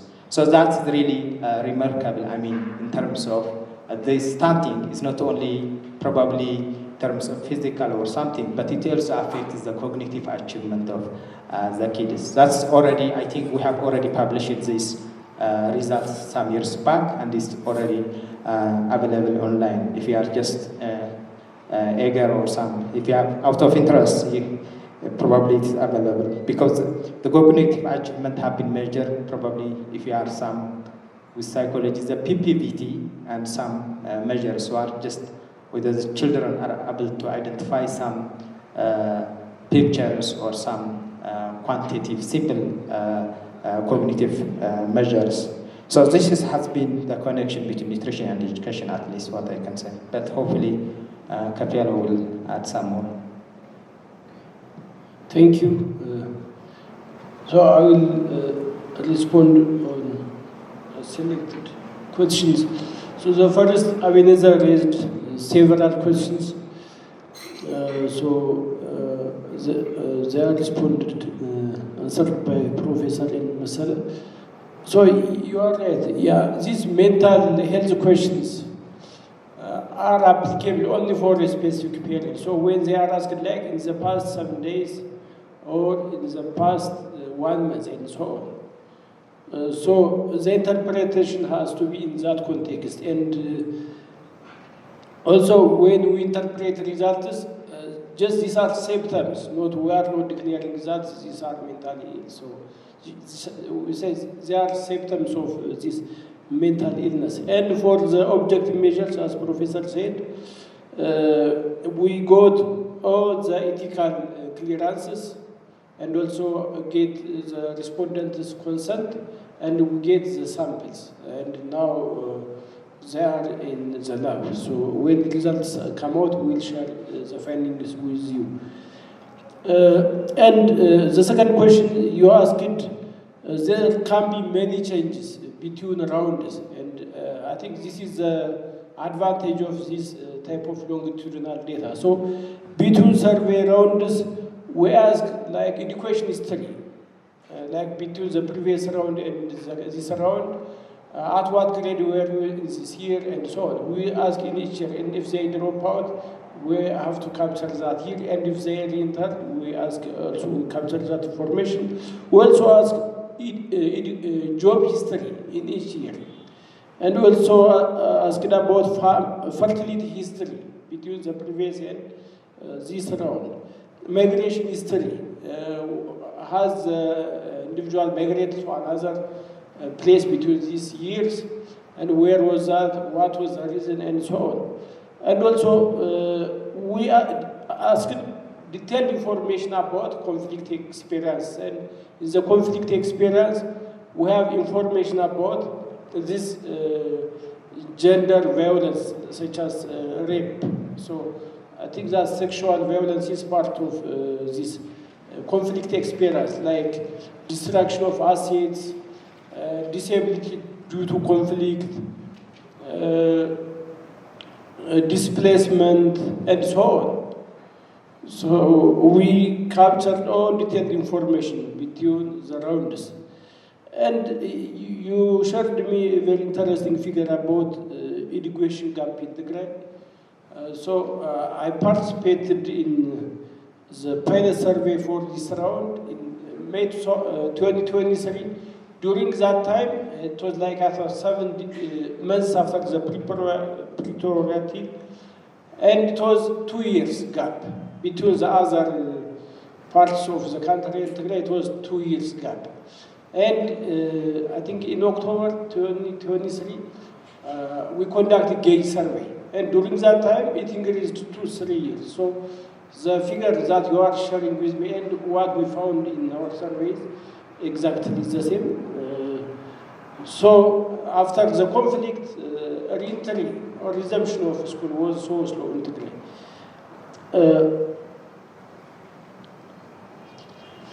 And Mr. over there shared me a very interesting figure about nutrition.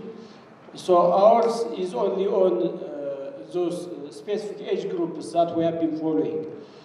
But due to this conflict and siege, most of the children were without food for several months or years, and as a result, it's no surprising that from a different survey, malnutrition was over 60%. So the age group in our study and the other studies may be different. That is the reason. I think with this, I think I better stop. Thank you. Okay, good afternoon, everyone. My name is Marta Walde. I'm from the Ministry of Labor and Skills, specifically from the Skill Department. As you know, I think after the establishment of Ministry of Labor and Skills, before 3.5 years ago, October 2021. The key issues of the ministry focuses on the skill development, the job creation, and the distant work. One way or in another way, it's highly related with these 3 studies. So before the break, we discussed in detail about the education and learning. Indeed, not only the reason is a country 2021 educational reforms due to different issues that you already done, the assessment and the research. Not only the universities of Ethiopia, the Ethiopian Public Technical and Vocational Education Colleges and private colleges currently don't get the enrollment is very low. When you come to the third study presentation, the number of needs group are currently increasing. So there should be maybe in detail the policymakers or the researchers will find, I think, or will get, I think, a different area of research work again and again, even if this study is a preliminary finding. So I think lunch is closing. So I will not raise the whole question that I have because my colleagues already raised and it's already answered.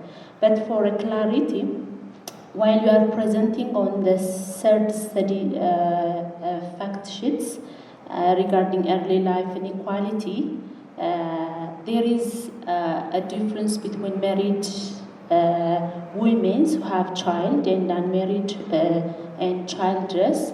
I think the gap is very low, 36% versus 40%. So do you have a detailed research work or assessment you done? Why is unmarried and childless women still not get work or involved on the working area? Thank you very much. I'm Fasil from Ministry of Education. It has been here concluded that the proportion of young people not in employment, education or training has been substantially increased. Well, this is actually true. Well, my concern is where is the missing link, particularly in a relation with our education system. What I mean is, for example, our higher education it has been said there is a mismatch between graduates and the job market. There is a lack of program relevancy. There is a reliance on traditional education systems and so forth. So, what should be done just to reverse all these things? I mean, previously it has been said political commitment is very important.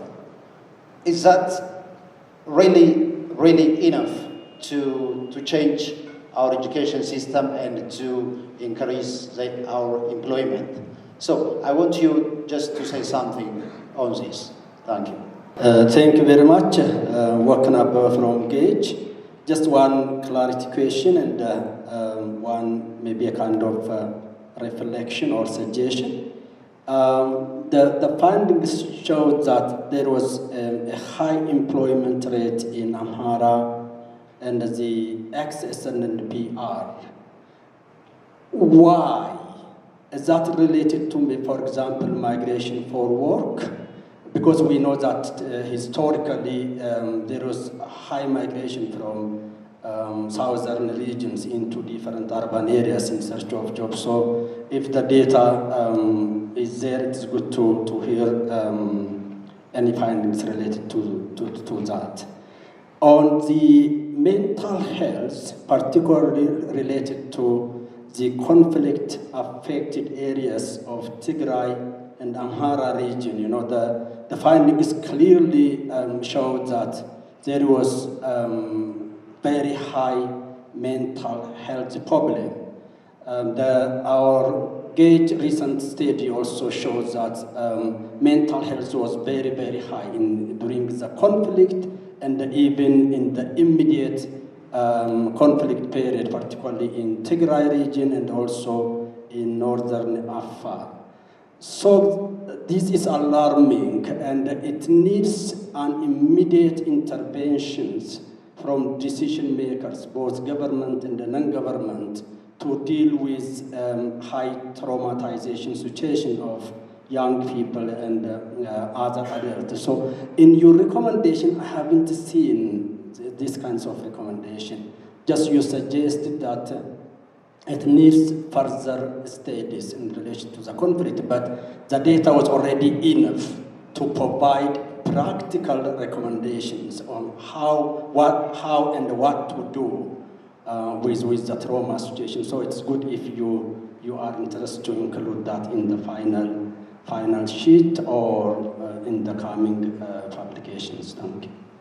My question is, there is a data mentioned about around 40% were not satisfied, or these young children were not satisfied.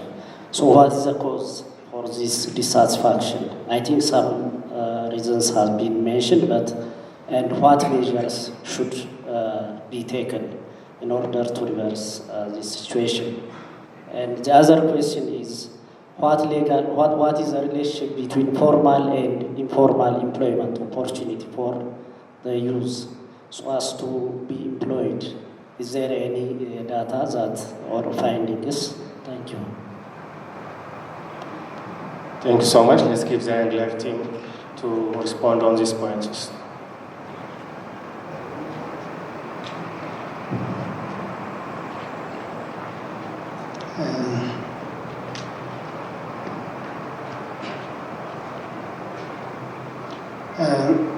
Let me start with unemployment in Amhara and SNNP is very high. This requires careful assessment before giving reasons. We haven't been given any reason, but our initial reasoning would be that SNNP is populous and many people are unemployed youth. This has been a long history, that long history has not been changed.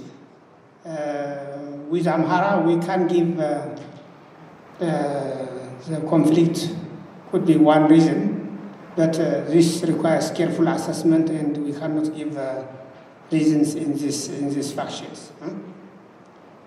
During the conflict, mental health is very high, and we said that our recommendation is that mental health be included in the primary care. The primary care means that there is a primary care, like you have parasite or something. Primary care includes those things, but mental health should be included in the into the primary care, and so that people get cured from that, and some advice, some things might be given. This recommendation might be enough, but this is a recommendation that we have given. But further study is important for this one. And why is dissatisfaction with the job? I think currently we have obtained that. Have you satisfied with the job or not? We asked everybody, and dissatisfaction with the job is very high in that statistics you have seen, but we haven't put any reason. And in the future, if the data is available, we can try. But I don't think the data is available, but we'll do something for it. University enrollment has decreased, and then what should be done?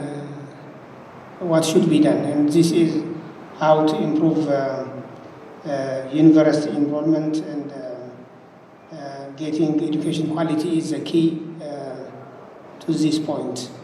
Unless education is the key, then everybody who is not able to do it, if they pass, then will be a problem. So the key is to increase the education quality in secondary, primary, and all these things. Then the university enrollment in the long run can be improved. That since we have taken a measure nowadays that only capable people be enter in the university, then for sure, for sometimes the university enrollment will decline. Professor Tassew Woldehanna, Principal Investigator of Lives Ethiopia, Dr Kefyalew Endale, Associate Researcher of Lives Ethiopia, Dr Mesele Araya, Assistant Researcher of Lives Ethiopia. Please give them a big applause. Thank you so much. Now I would like to invite Lives Ethiopia Country Director for the closing remarks. Thank you, Baru. I'd like to stress a couple of general points from the findings across the 3 fact sheets that you've had very brilliantly explained to you by Professor Tassew, and then take a few takeaway points from each of the 3 fact sheets before concluding by thanking our speakers. I think it's very important to realize that we are looking in this Young Lives at young people in their 20s who are who've been transitioning to adulthood at a time of successive and interrelated crises. So we had COVID, we had conflict, we have drought and climate change effects, we've had inflation and unemployment, and all these have come together to make it a very difficult period for young people to transition to adulthood, and we have to appreciate their resilience in this, particularly in terms of the devastating effects of conflict in Tigray and Amhara region.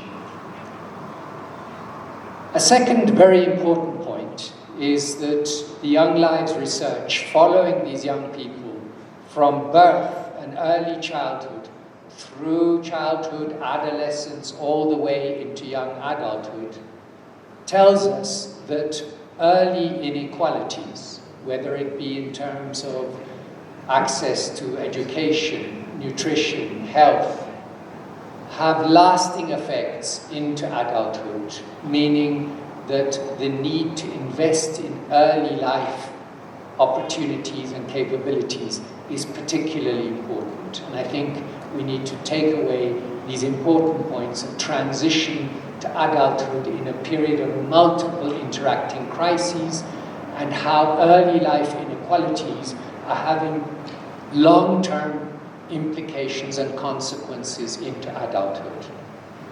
Now, when we look at each of the fact sheets in succession, in the education one, the question of the challenges of quality of education, tertiary enrollment and completion declining, internet and computer use still very low, and a digital divide increasing inequalities. These are very important challenges that we need to understand better. And when we look at the health and nutrition, sure, underweight levels have improved, but they remain far too high. Almost a quarter, 23% of 22-year-olds are underweight.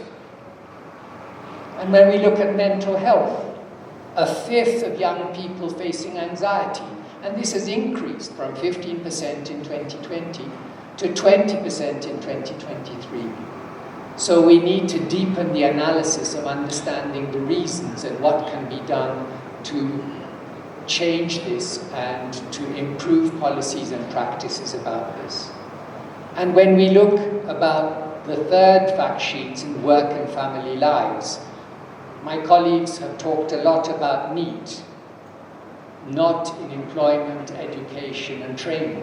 What does that mean? Basically it means unemployment. Unemployment is very high.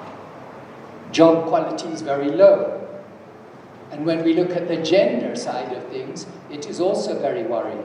Starting from early adolescence, the gap is very high. It reaches a 28% gap at the age of 22. And when we look at unpaid care work, women spend 3.2 hours more than men on unpaid care work. And this is a very, very important thing that affects young women's access to work and employment opportunities. So there are very serious challenges that these fact sheets bring out and that need joint work to try and find the best ways of addressing them. So it's time for lunch, and it remains for me to thank Professor Tassew. Let us give him a clap for his very impressive overview and his valiant work presenting this. I also want to appreciate Dr. Mesele and Dr. Kefyalew for sharing their knowledge, not just about the current work, but earlier rounds of Young Lives, other research projects such as GAGE, and the whole question of how research can bring about improvements in praxis. So please, let's give them a hand.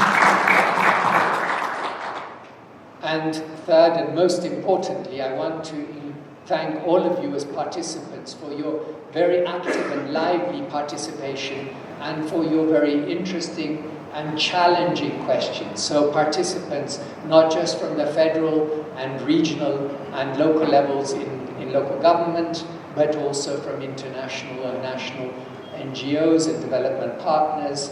And your questions have been challenging, and these will help us to deepen the analysis. And I just want to conclude by saying that many of the questions we were not able to answer.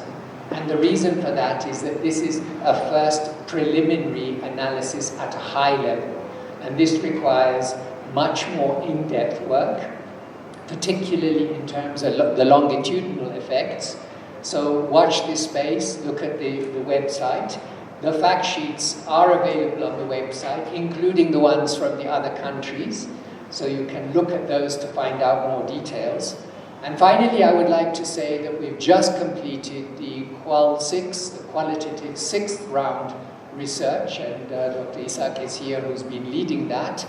And we have received support from FCDO for this. And this is going to deepen the analysis to understand the experiences of young people. So many of you asked about questions of violence, including gender-based violence. We will be able to tell you about that. Many of you asked about disability. We will be able to tell you about that. Many of you asked about job satisfaction. We've asked questions about that. So there is a lot more that will be coming out of Young Lives very soon. So keep in touch with us, and enjoy your lunch. Thank you very much.